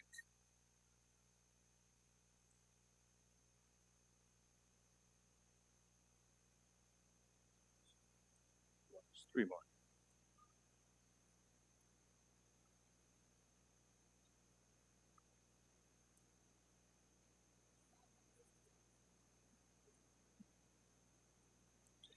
Welcome, Gail. Branovic, Kitchener City Councillors. I appreciate the opportunity to participate in tonight's council meeting. I am here to voice my support for council to defer its decision on the land bordering the Huron Natural Area as per Councillor Chapman's requested deferral at the Planning and Strategic Initiatives Committee on October 27th. In this request, 3 or 4 critical points are outlined. I will not repeat these. They have been stunningly and with lots of information stated tonight in previous delegations. There is a need to address the misinformation in the environmental assessment impact, to reconnect with the recommendations of the 6 nations of the Grand River, the need for Kitchener to more fully examine its industrial vacancies, and the destruction of nature.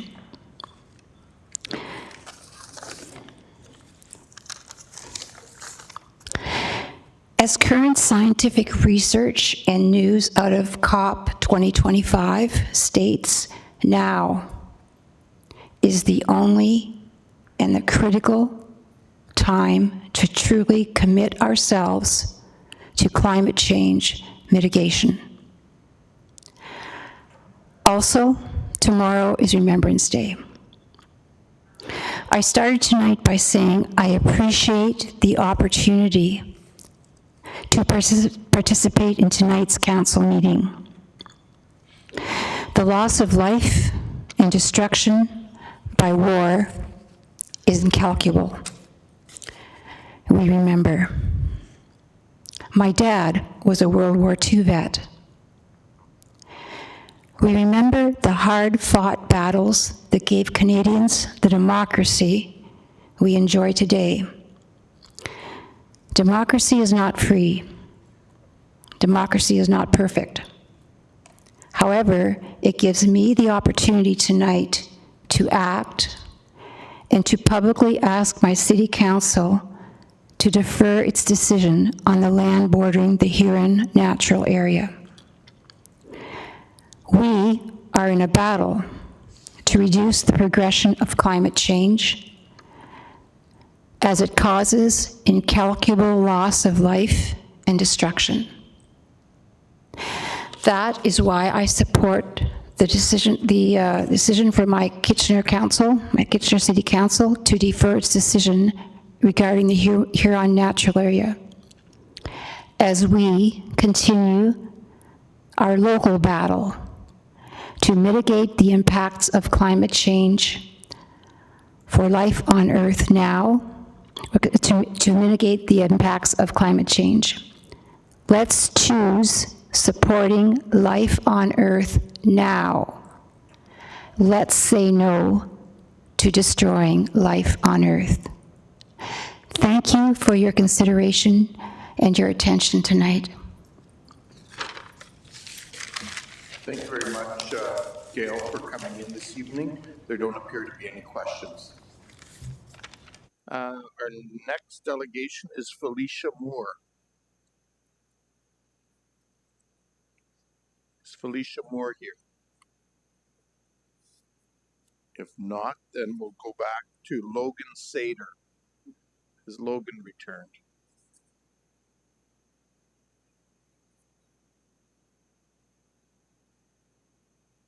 Welcome, Logan. How's it going? Good. Good. I'm really tired, sorry. Okay. Members of the council and the mayor, hello. My name is Lolo. My pronouns are they, he. I'm a second-generation white settler whose parents originate from Fleet and Bournemouth, England. I'm a forest artist and a herbalist student through Wild Rose College based in Alberta and BC. And I currently live in Kitchener with my family. I'm delegating in strong opposition to the council's decision to go ahead with developments around Huron Natural Area in Kitchener. My question for those involved in the decision-making is, when does this end if we choose to move forward now? In my observations, there isn't an end to capitalism and colonization unless we make the mindful decision for ourselves to pause and reflect on who our choice affects and what sort of ripple effect we are creating for future generations. And tonight I brought an original watercolor painting I created. The painting is inspired by a part of Huron Natural Area near the big middle pond with the boardwalk. It's also called the Board of Education Pond, and I have it here. I don't know if you guys would like to pass it around, if I'm allowed to do that, but here. Ask the clerk, please. Well, we can pass Just it hold it up. Can I have it? Can you pass it? Just showing it off a little. So it's the painting is called Rainbow Ascension, and it shows a family of red pines all working together to create a spectacular fall scene. As one who is pursuing the herbalist path, I learned through the Indigenous community that my ability to connect to trees and plants is a gift. Energetically, red pines are quite protective and strong. Their medicine is no different. Made as a salve with a carrier oil, the pitch of these trees can heal wounds in a fraction of the time it takes for the man-made polysporin and Band-Aids to work. I'm speaking from experience. Red pines are one of the many who's to be affected by these developments. With no tree planting initiatives put in place, these red pines have a bleak future ahead of themselves. I ask the council to defer their decision and review the many sound and thoughtful recommendations of Six Nations. I ask the council to step back, pause, and have a moment to breathe and slow down. Visit a red pine in person and touch the tree. And please ask yourself, what ripple effect am I creating in this decision to ignore the requests of the Indigenous community of Six Nations? How will this affect future generations to come? And that's it. Thank you. Thank you very much, Logan, and thank you for sharing the painting with us. There don't appear to be any questions. Thank you for coming in. I will just check again. Is Felicia Moore here? Okay, so that appears to be all of our delegations. I do want to thank everyone who presented the breadth of thoughts and perspectives today on this issue. It's certainly been very helpful to council, along with those who have provided written submissions in advance of this evening. We'll now move on to questions of staff. Councillor Singh. Mr. Mayor, many of the delegates have made some points in wanting to see what the developer would look to do differently on the lands, hearing, all the concerns that have been laid out by the community and just the delegations made. Some have referenced it as potential partnership that the developer could consider looking at. Would it be okay if we can ask that quick question? Yeah, I'll invite Mr. Flewelling forward. There weren't any questions earlier of him, so welcome, Mr. Flewelling. Councillor Singh, go ahead. Yeah, thank you, Mr. Flewelling. So you're representing the proponent on this one. Yes. I don't want the opportunity to be lost where people are wondering, would Game and Bloy be interested or potentially want to consider some aspect of partnership and preservation of these lands more towards a preservation of the natural attributes as opposed to proceeding forward with some form of development? Thank you, Councillor Singh, for the question, and through you, Mr. Mayor. Certainly, I've been here listening this evening, as I was at the previous public meeting, and taking notes on all of the delegations. With respect to the question about partnership, there's an existing partnership that is already underway with RARE, the charitable research organization. This was done as we were working through the approvals process or getting to this point on this property. We were engaged with RARE to talk about the wetlands and turtles and turtle nestings. And there has been a partnership developed with RARE where they have actually captured and incubated turtle eggs on other sites and re-released them, just as one form of a partnership that grew out of the discussions of this overall development proposal. In terms of additional partnerships, obviously there's been a large land that will be donated to the city for the constructed wetland as well as the wildlife corridor. And I'd also like to impress on council and members of the public that the work doesn't stop here if this is approved. There are 34 pages of draft plan conditions that would need to be satisfied in order for this development to move forward. Included within those 34 pages of conditions are future consultation with Six Nations for their review of additional materials to be submitted.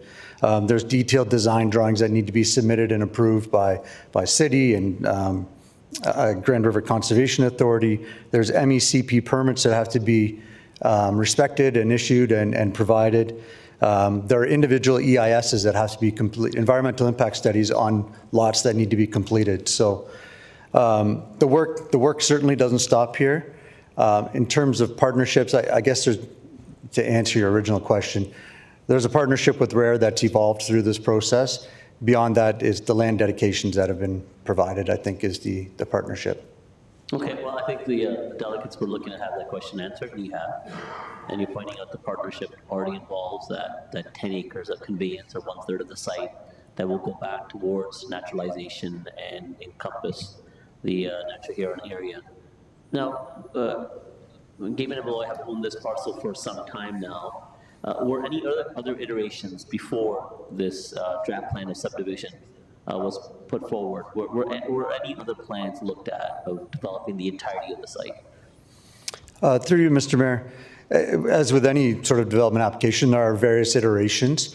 There are certain considerations or matters that were addressed in the purchase and sale agreement with this property, including the ongoing and future trail connection from Strasbourg Road to the Huron Natural Area. There was a requirement for the continuation or extension of McBride Drive through to Strasbourg. So two of these factors obviously played a role in any consideration for the future development of the land. The ultimate scenario that's in front of you today was an evolution of the environmental work, of the engineering work, of the conditions of purchase and sale that resulted in the plan that's before you today. Okay, thank you. Thank you, Mr. Flewelling. I see several councillors in the queue. Are any questions for Mr. Flewelling or their staff? Councillor Ioannidis and Councillor O'Dooney. Okay, go ahead, Councillor Ioannidis. Oh, Councillor Johnson. Okay, go ahead, Councillor Ioannidis. Mayor Romanek, I was just thinking maybe we should just vote to go past 11 already because we know this is going to go past. I can take that as a motion now. Okay, you're moving that? Yes. Thank you. Is there a seconder for that? Councillor Schneider. And all those in favor? Opposed? That's carried. Okay, go ahead, Councillor.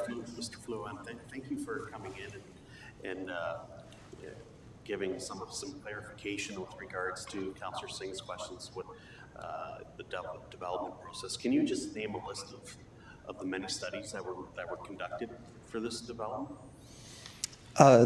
Certainly, through you, Mr. Mayor. There was an environmental impact study, there was a traffic impact study, there was functional servicing report, planning justification report, urban design brief. There's a geotechnical hydrogeological report. I think that's all of them. It's the full breadth of typical development reports, obviously looking at all of the conditions of the site and surrounding area. Okay. All right, thank you. Thank you, Councillor. It is Councillor Johnson. Just hang on. Go ahead. Thank you, Mr. Mayor. And thank you for being here again tonight. Really appreciate it. At the last meeting, I had asked staff about environmental standards whenever it comes time to build. And Ms. Nichols, you did an excellent presentation on asking for a number of different standards that you're looking to have, or that probably everybody here is looking to have used whenever the buildings, if it goes through, will be moving forward. Can you maybe speak to that from a building perspective? I know you might not be doing the building, but what your recommendations would be.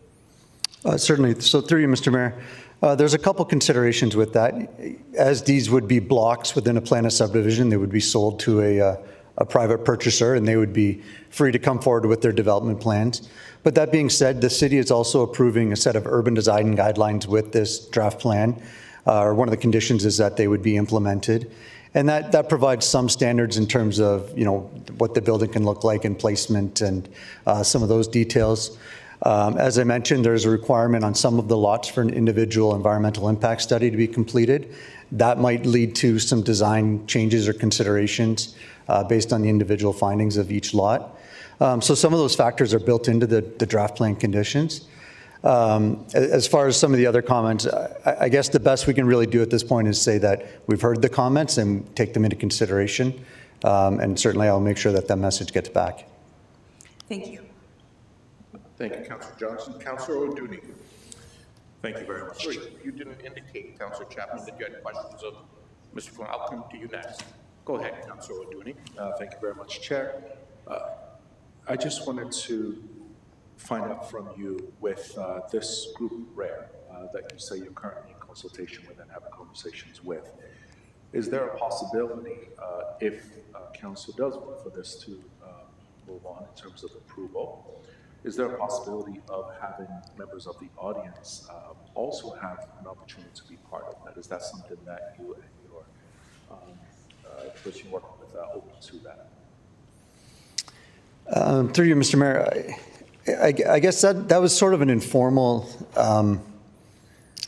relationship that was built with RARE through the development approval process, or through the process of getting to this point. The consideration at one point was that maybe the land doesn't get dedicated to the city, but in fact to RARE instead. And then that was changed, and the land would be provided to the city. But it was that type of situation that led to that relationship with RARE. In terms of consultation or partnerships with members of the public, it gets tricky. As I mentioned, there's 34 pages of draft plan conditions and a lot of technical materials that need to be provided. Certainly, there's been a lot of comments shared, a lot of information presented this evening and at the last public meeting. And similar to the question about the building design and ultimate building, considerations, I think we take these comments into consideration. We'd have to work with staff through the detailed design approvals of the subdivision. And I think that's where some of these other comments could be implemented best. Councillor Chap. Go ahead. Yeah, thank you. So have you actually spoken to the people at the Six Nations of the Grand River? Through you, Mr. Mayor, no, those consultations have happened directly between city staff and Six Nations. And are you open to speaking with them? As I mentioned, there are draft plan conditions that require further review of additional materials to be submitted by Six Nations. So certainly through that process, we'll engage and provide the documents and seek the feedback. It is subject to their review, but also final city approval of those detailed documents. So I think that's the sort of typical course of action, and we're happy to, again, work through those draft plan conditions in any manner that's necessary for final approval. So one of the issues that has come up a few times this evening is the wetland buffer. Would you be willing to reconfigure your proposed development to allow for a 40-meter wetland buffer? Through you, Mr. Mayor, I think the detailed technical work has been done. I'm not the biologist or the ecologist that did that work. However, the report has been submitted, and the recommended buffer of 30 meters is what's in front of council this evening, and that's what we'd like to move forward with. So you're not willing to consider the 40? Not at this point. We've done the technical work and are happy with its findings. Okay, thank you. Sorry, Councillor Schneider, is your questions with Mr. Fletcher? Okay, go ahead. Thank you, Mayor. Thank you, Brandon. I just wanted to clarify, are you saying that each lot would have an individual environmental impact study? Through you, Mr. Mayor, I would have to look at the specific draft plan condition again. I believe it's just the lots that are closest to the Huron Natural Area. 8, 9, and 10, I believe, are the lots.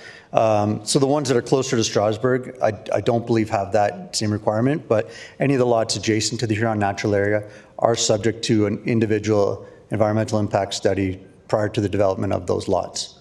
Okay. And do you have any estimate of when building would begin? The famous $1 million question. It could happen as soon as next year, subject to approvals and detailed design. It's a tricky market right now, and I think that's a tough one for anyone to answer. However, this has been in the works for quite a while, and there is I think there's a need to see this move forward, or our willingness on behalf of the owner to see this move forward. So. Okay. And there's comments that there's other land available for industrial development. Why is this land suitable, in your opinion, for industrial development? Certainly, through you, Mr. Mayor. The lands have been designated for industrial development for a long time. It would be an extension of the larger Huron Business Park area. It provides an opportunity for smaller blocks for a range of permitted uses, but it provides opportunity for a business to come in, build exactly what they need for their purposes, and continue their either invest in Kitchener or expand in Kitchener or whatever the case might be. But it provides different opportunity than maybe some of the other vacant industrial space that's available at this time. Okay, thank you. Okay, are there any more questions of Mr. Fuali? There being none, thank you, sir. Okay. You can have a seat. Thank you. Councillor Deneau. Thank you, Mr. Mayor. I'm just wondering if we could have a 6-minute break. A 6-minute stretch bio break? We know 5 minutes is not realistic. So Okay, so we'll give you 6, but we'll say it's 5. Yeah, we'll take a short recess and we'll reconvene at 10:40.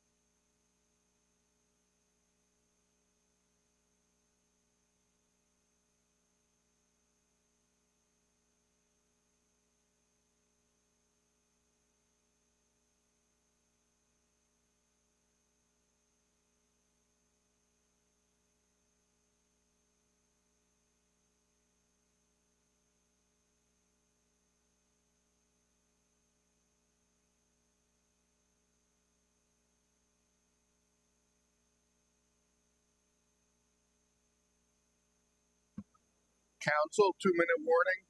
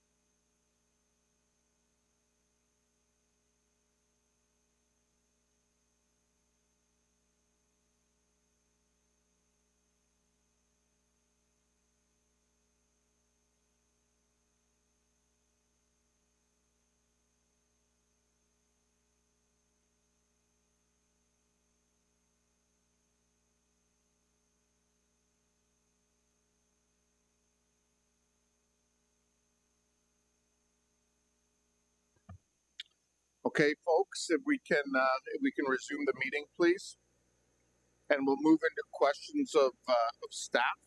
So if council wants to click in, and we have Ms. Malone right here, and then we have Mr. Stevenson joining us virtually. We'll start with Councillor Singh. Yeah, thank you. So, we asked the representative of the applicant, about the work that's already gone in and how they've come to the current proposal and the conveyance of the 10 acres or 1/3 of the parcel back towards naturalization. Now, had they proceeded with just full development of the site based on the current usage as industrial zoned, I know a site plan would still be required. Would we have been able to require that amount of acreage as conveyance back? Go ahead, Ms. Malone, right? Yes, through you, Mr. Mayor. So if they did come in for just a site plan application, staff would still have the ability to require an environmental impact statement or study. So it would depend on the proposal and what they are doing in terms of setbacks. It's difficult to say without knowing the specifics of the proposal, but I highly doubt that we would be getting 10 acres as a result of the development. Okay, and I see Mr. Stevenson wants to respond. So, Mr. Stevenson. Yep.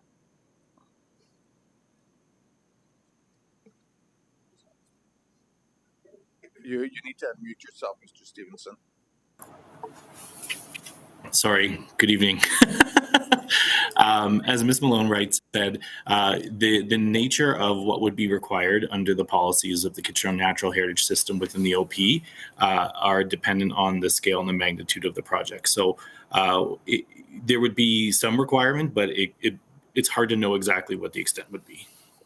Okay, and I'm not trying to presuppose. I'm trying to understand, are we getting a good deal through this development application? And would we be worse off if they just chose to develop it in the context of what's being preserved back towards naturalization and providing a larger buffer? So my question further to that, and this is a presupposition, I'm having a tough time too. If they were to go to the OLT, would we lose that leverage that we have for the 10 acres? So saying that we may not be able to require as much, could we lose that opportunity of the full 10 acres as what we're getting right now? Mr. Stevenson. So through you, Mr. Mayor, I think I don't know if we would lose potentially what is being proposed, but what I can tell you is that from an environmental perspective, we have reviewed this, our senior environmental planners, the GRCA, as well as regional staff, when it was within their authority, as well as the minister has issued an overall benefits permit to implement the work as proposed. So there's a significant amount of work to obtain an overall benefits permit, and it is the purview of the province who oversees the endangered species. So we have an opportunity through the subdivision agreement to implement, through a development agreement, the overall benefits permits, and then all of the other natural heritage elements that are being implemented. Okay. So one last question. The walkway, would that be as part of the site plan too? And through the site plan approval, there are still other studies that would still be required. What I'm trying to do is I'm trying to consciously try to resolve the varied concerns that have been laid out by the residents. They're thinking that this one approval could mean too that they could be shoveled in the ground come springtime. There are still additional studies and requirements that would come out of this approval as a requirement through the site plan and subdivision of this parcel. Yes, through the mayor. So as Mr. Fluelling said, where there are lots that are adjacent to a natural feature, there's further work that has to be done. And there's development approval, draft approval conditions that are drafted for that. So a planting plan, as well as an additional scoped environmental impact study to ensure that the buffers and the edges, and we heard a little bit about that today from some of the delegations, the interface is important. And that will be reviewed through the detailed development through the site plan approval process for the lots that are adjacent to a feature. Okay, so that's a critical piece of information. That there still is a necessity of an additional environmental impact assessment as a progression of the development application. So, thank you. Okay, thank you, Councillor Singh. Councillor Davey. Yes, thank you.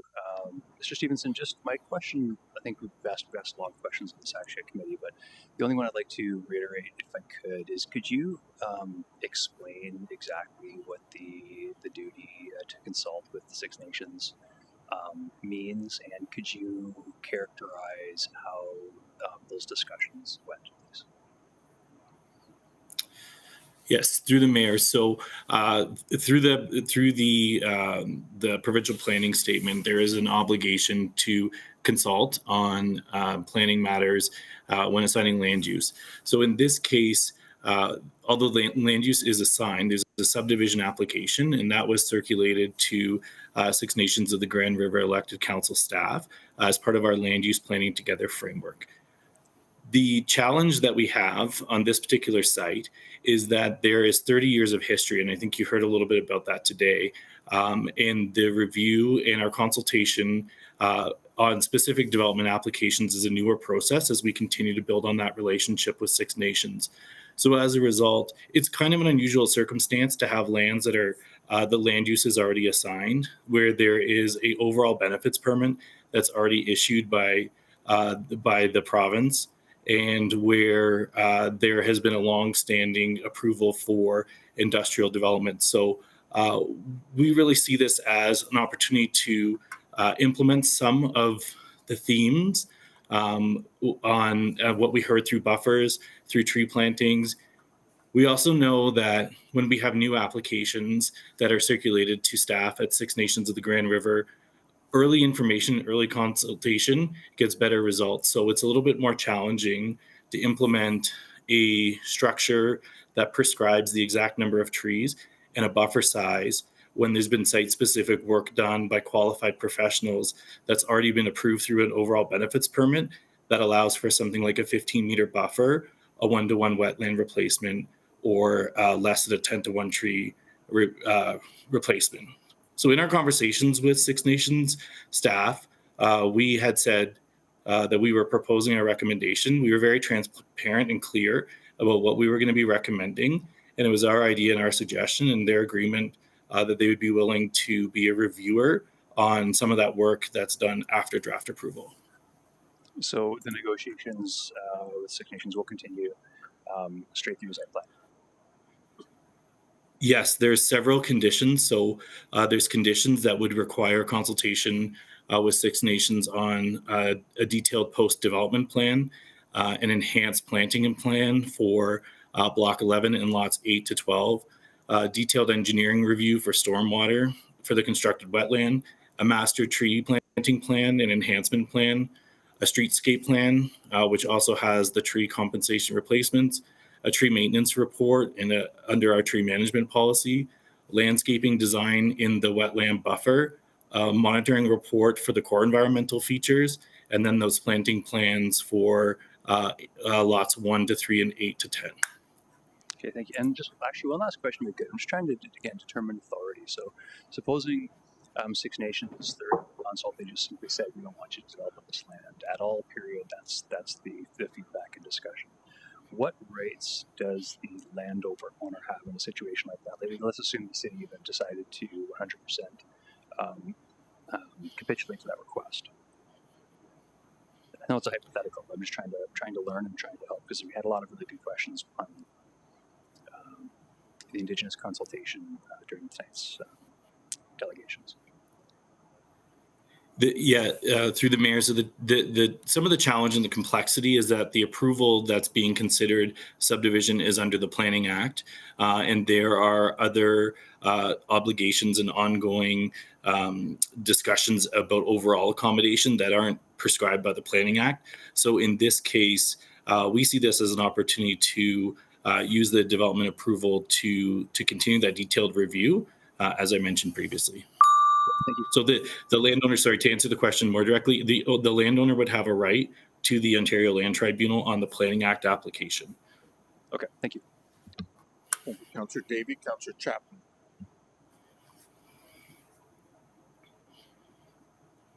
Okay, thank you.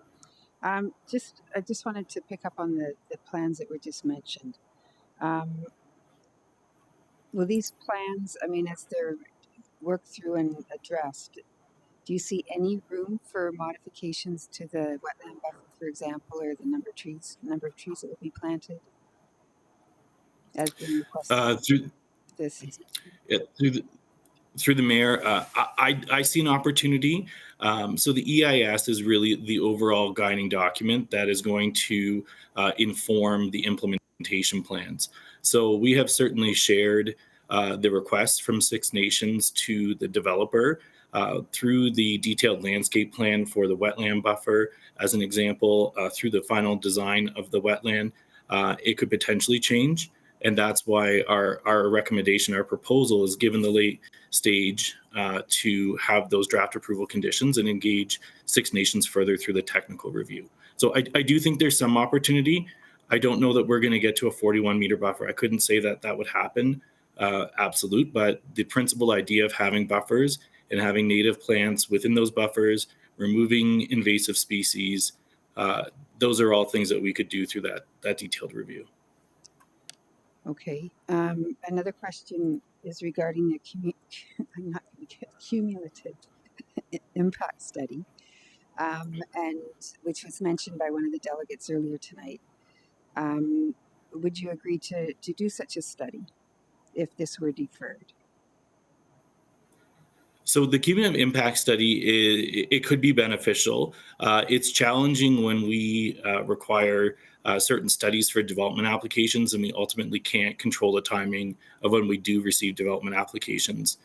It's important to know that our Kitchener Natural Heritage System policies within the OP, which build on the regional natural heritage system policies in the ROP, outline exactly from an environmental perspective what analysis needs to be done and what needs to be addressed. And that helps informs in terms of reference that we provide the applicant and they complete their studies. So we don't always have the ability to do a cumulative impact study, but what we can do and what we do is ensure that the site-specific applications are thorough and they address the policy basis that's been a council approved to inform them. But that kind of ignores the importance of the more cumulative study, if it's done on a site-by-site specific case. Yeah, I think in this case, it's important to know that the official plan sets out the long-range policy framework, the expectations, and the guiding principles and policies that were informed by the Kitchener Natural Heritage System technical background study. So as part of that work to develop the official plan, we did a wholesome review of the Kitchener Natural Heritage System, and that is the way that we can address from a more comprehensive perspective. Okay, my final question has to do with if this were to pass, what recourse does the community have? Through you, Mr. Mayor. So there would not be any further formal public engagement on a subdivision application after draft approval. On this specific application, we circulated the application, we put signs up. There was a neighborhood meeting, an informal neighborhood meeting, and then the statutory public meeting. Under the Planning Act, that is the public consultation opportunity.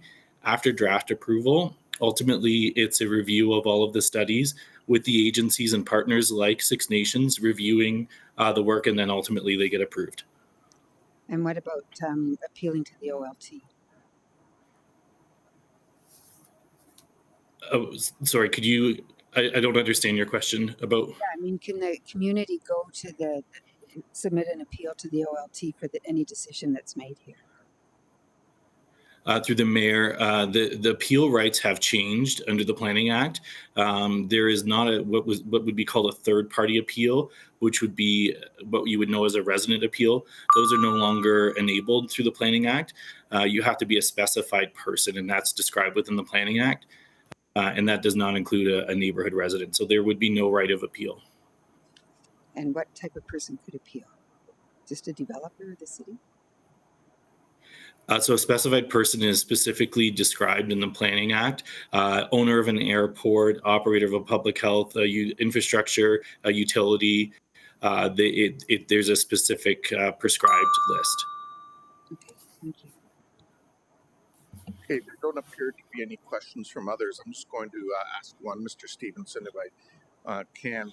A number of the pieces of correspondence we've received over the past couple of weeks reference really three things that were part of the discussion on October 27th and the reason for a deferral which was requested. And those three things were that the city look into claims of misinformation in the EIS. 2, that the city attempt to resolve the disagreement with Six Nations with the Grand River Elected Council's recommendations. And 3, that the city seek out data on Kitchener's industrial building vacancy rates. I'm just wondering if you can comment on those, just for clarity for those who weren't at committee and who may not have heard the rationale without going into in-depth detail, but really how each of those, in fact, have been addressed, and I suspect that number three, the one around data on vacancy rates, is really not a planning consideration to the best of my knowledge, but perhaps you can provide some insight into that. Certainly. So there is no real update in the last 2 weeks on conversations with Six Nations staff. We were very clear and transparent with the comments that we received and how we were going to implement them. And as we continue to build our relationships with Six Nations staff, we have ongoing dialogue about all kinds of development applications. So that has been the focus. With respect to the industrial vacancy rate, yes, not a planning concern per se.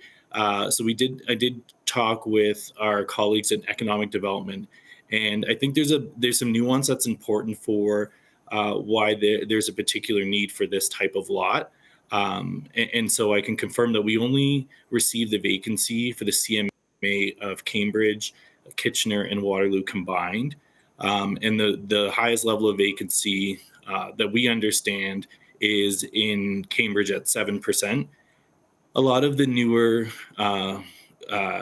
available space are owned by REITs or pension funds, and they're not the small scale 20 to 60,000 square foot potential buildings that would be on the smaller lots that are being proposed here. There is some, and we heard it from the delegations this evening, there is some industrial space that's currently on the market. And there are many reasons why a building may not be suitable for potential industrial use, whether it's the location of the building, the configuration, the ceiling height. So, I don't presume to know every reason why an industrial building would be on the market, but there are costs to either do demising walls or to do retrofits to buildings in order to suit a new user. So that's part of the reason. Okay, thanks for that, Mr. Stevenson. But the last part was there were some concerns, I gather, expressed around misinformation in the EIS. And are you saying that staff have reviewed that and don't share those concerns, and in fact that the EIS is comfortable with the proposed recommendation?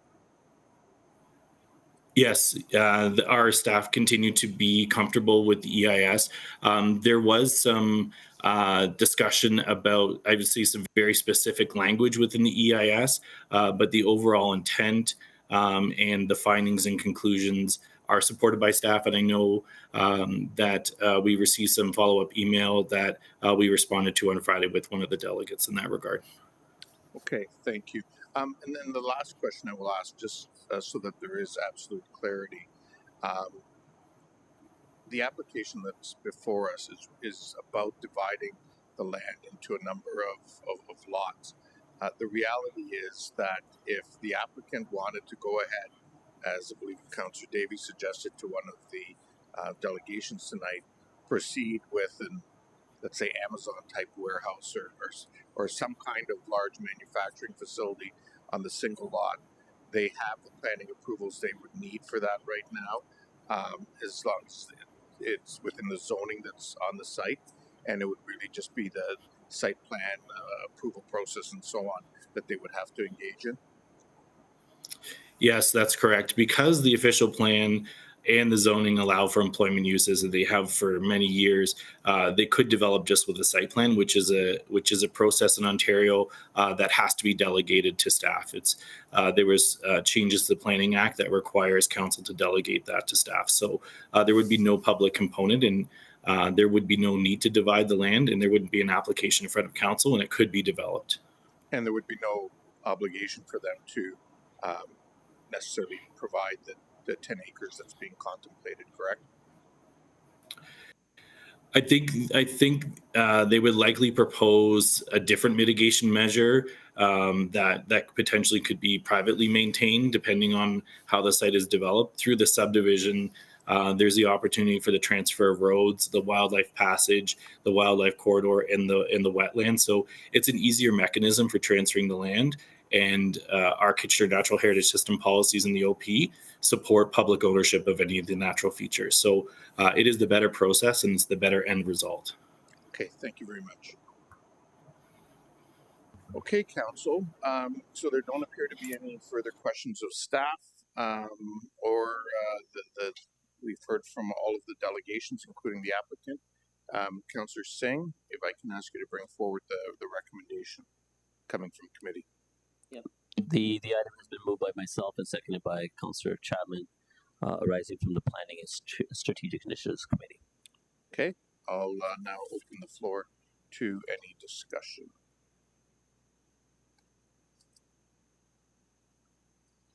Is there any discussion? There being, okay, Councillor Deneau. Thank you, Mr. Mayor. Yeah, thank you. You're welcome. Yeah, sorry. It's been a long day.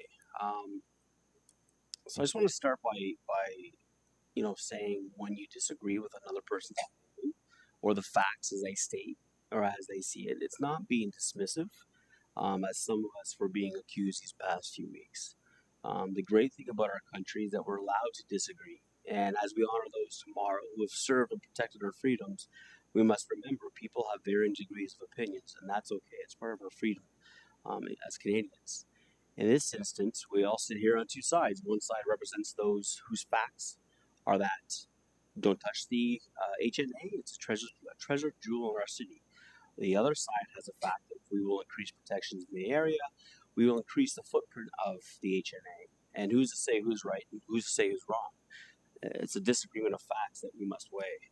One of the most important truths and fact, and it's not opinion, is that we don't own this land anymore. And if the owner wanted to develop, as we've heard many times tonight, one huge warehouse, we wouldn't be able to say boo. We would not be here at all. It would just happen. No extra protections would be in the mix, and the footprint would remain the same. And I agree with those who say we must protect the Huron natural area. It's a special place for many of us. It's majestic. It actually represents the beauty of our world and Mother Nature. But I also agree that as a city, we're offering more protection to the area. We are increasing its footprint to serve our growing community, and that we will need expanded industrial space, and maybe not for today, but definitely sometime in the future.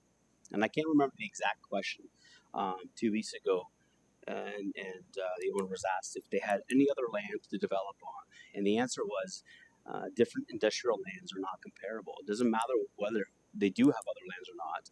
They own the subject land, and other than ask us to subdivide, they could pretty much put any business up on that property, and in the end, one size and location does not fit all. Many of the emails have also included the statement that we have a duty to consult, and there's no denying that.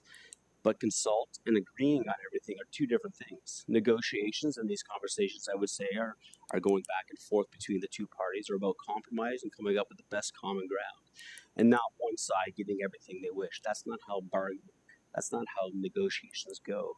And myself personally, I've never been part of a collective bargaining process where one side gets everything they want. It's just not feasible. And I was elected to make the best decisions for the city. This includes developments, industrial housing, parks, sidewalks, trails, and in the end, I will support this application. We were told earlier tonight by the originators of this area the very reason why they felt this land was not the important part of this area, hence why it wasn't included.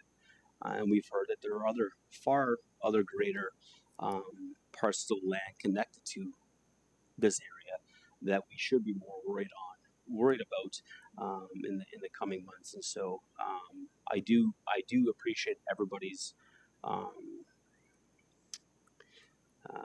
feelings about this. I appreciate the staff.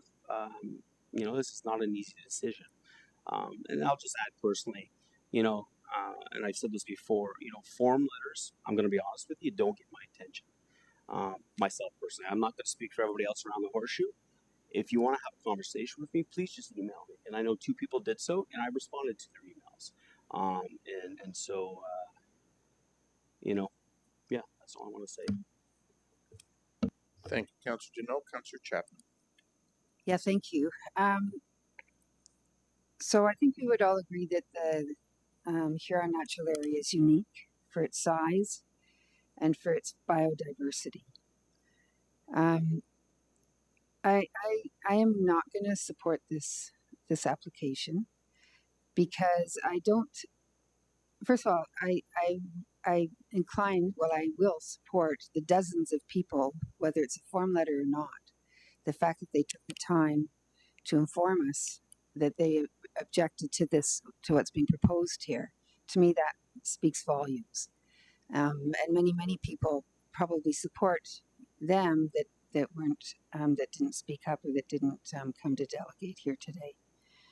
I worry that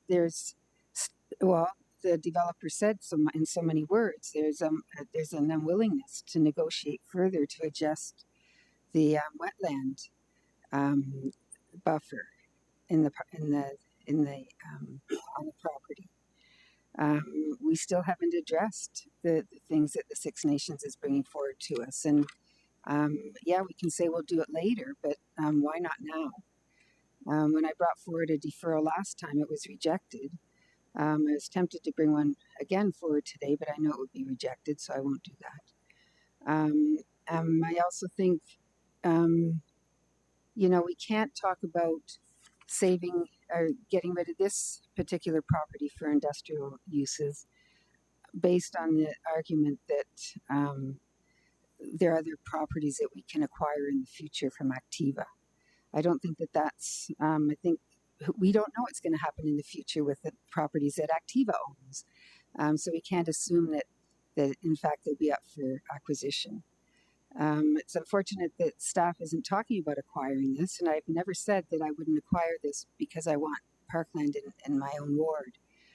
So those are words that I prefer that you not subscribe to me. So I won't be supporting this. I think we've heard loud and clear from professionals, from academics, from people that worked at the city in the past, from the bird friendly group, and people that use the park. I think there are enough voices that have come forward to impress upon us their concerns and their assessment of what's going on here. So as an elected official, I will honor those positions.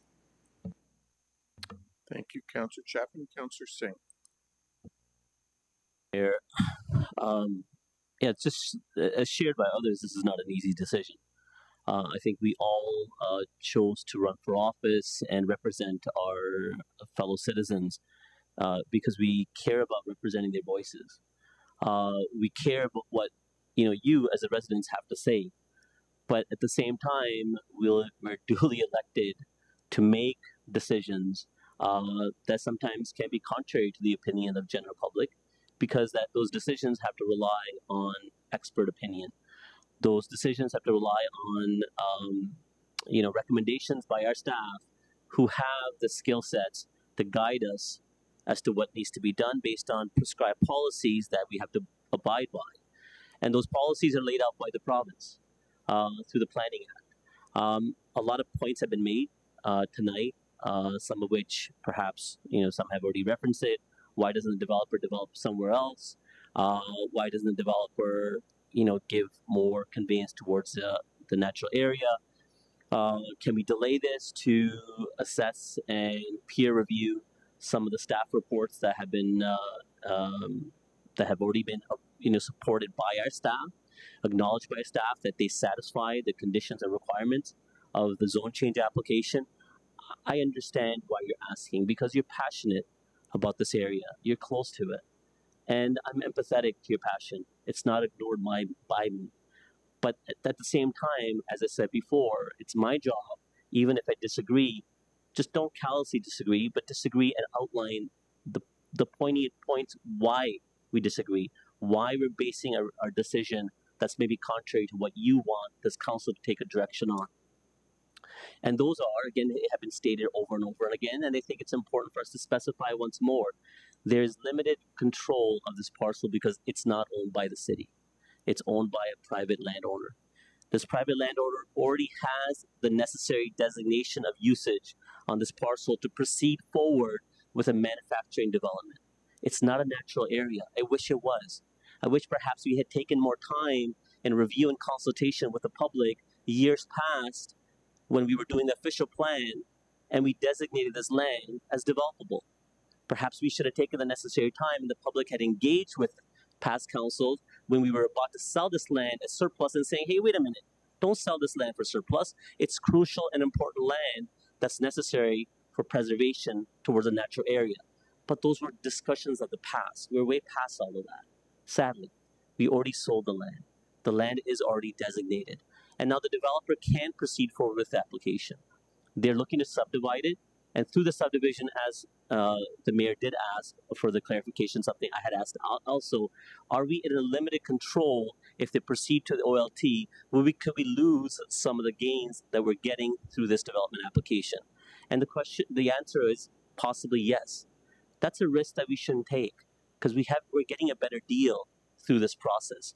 Because alternatively, they can proceed with a larger footprint, with lesser preservation, with lesser safety controls towards the natural area, with a larger footprint that would be more impactful for the overall environment in that area through traffic, through salt, through all the other related activities of a larger manufacturing plant.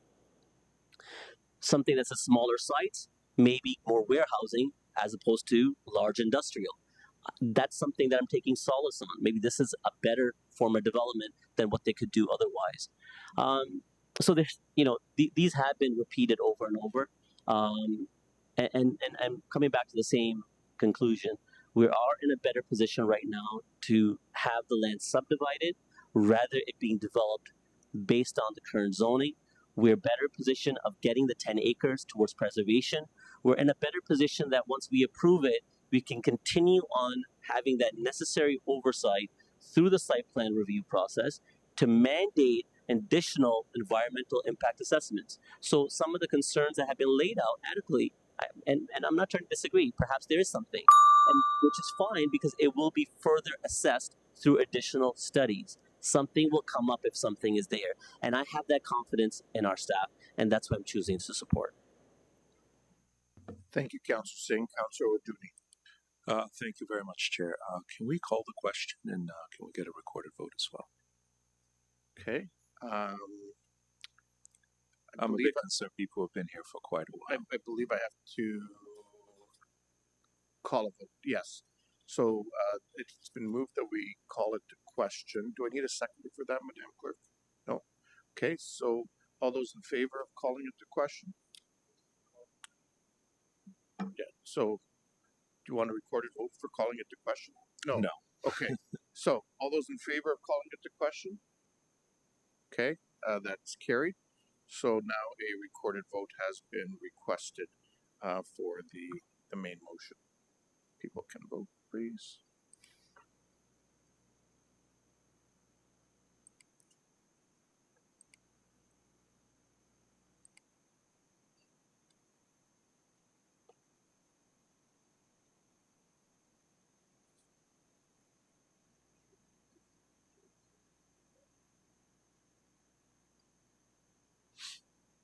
Sorry?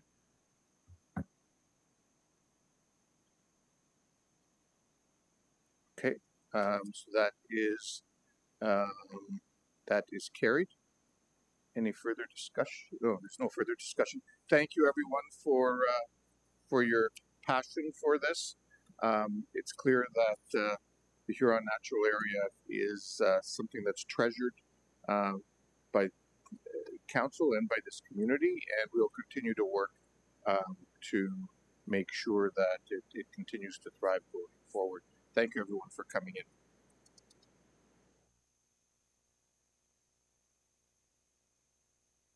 Okay, we'll now move then to reports of committees. Heritage Committee, Councillor Chapman. It has been moved by myself and seconded by Councillor Michaud that the report of Heritage Kitchener dated November 4th, 2025, listed as item 7.1.A on the agenda this date be adopted. Okay, thank you. Any discussion? All those in favor? Opposed? That is carried.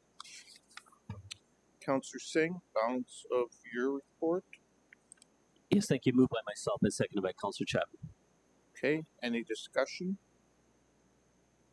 There being none, all those in favor? Opposed? That's carried. We'll move into unfinished business. The council calendar. In Madam Clerk, in discussing this with you, November 9th right now, after the election, does not show anything. And council will recall there was some challenges last time because candidates didn't always know that there was things planned ahead of the inauguration. So we actually would put a date in there on the 9th, both for striking committee of the new council and possible final meeting of this council on the 9th would be a suggested change. I think you had another clause you wanted to add. You suggested, Ms. Saunderson, on that in case we need to change it. Through you, Mr. Mayor, just to ensure that the clerk has discretion, because we would not want to require a resolution to amend the date, that we add an additional clause that the clerk, at the discretion of consultation with the CAO and the mayor, call a special council meeting November 9th if required, and then that would allow that date to be added without resolution. Okay, but that would, in the meantime, provide for all that to be shown in the calendar. That is correct. We will add the date as a tentative and send out a hold for members of council so they're aware that the date is there. Okay, thank you. Does somebody want to move that? Moved by Councillor Johnson, seconded by Councillor Schneider. All those in favor? Opposed? That's carried. Any new business? There's no mayoral business and updates. Notice of motion, Councillor Ioannidis.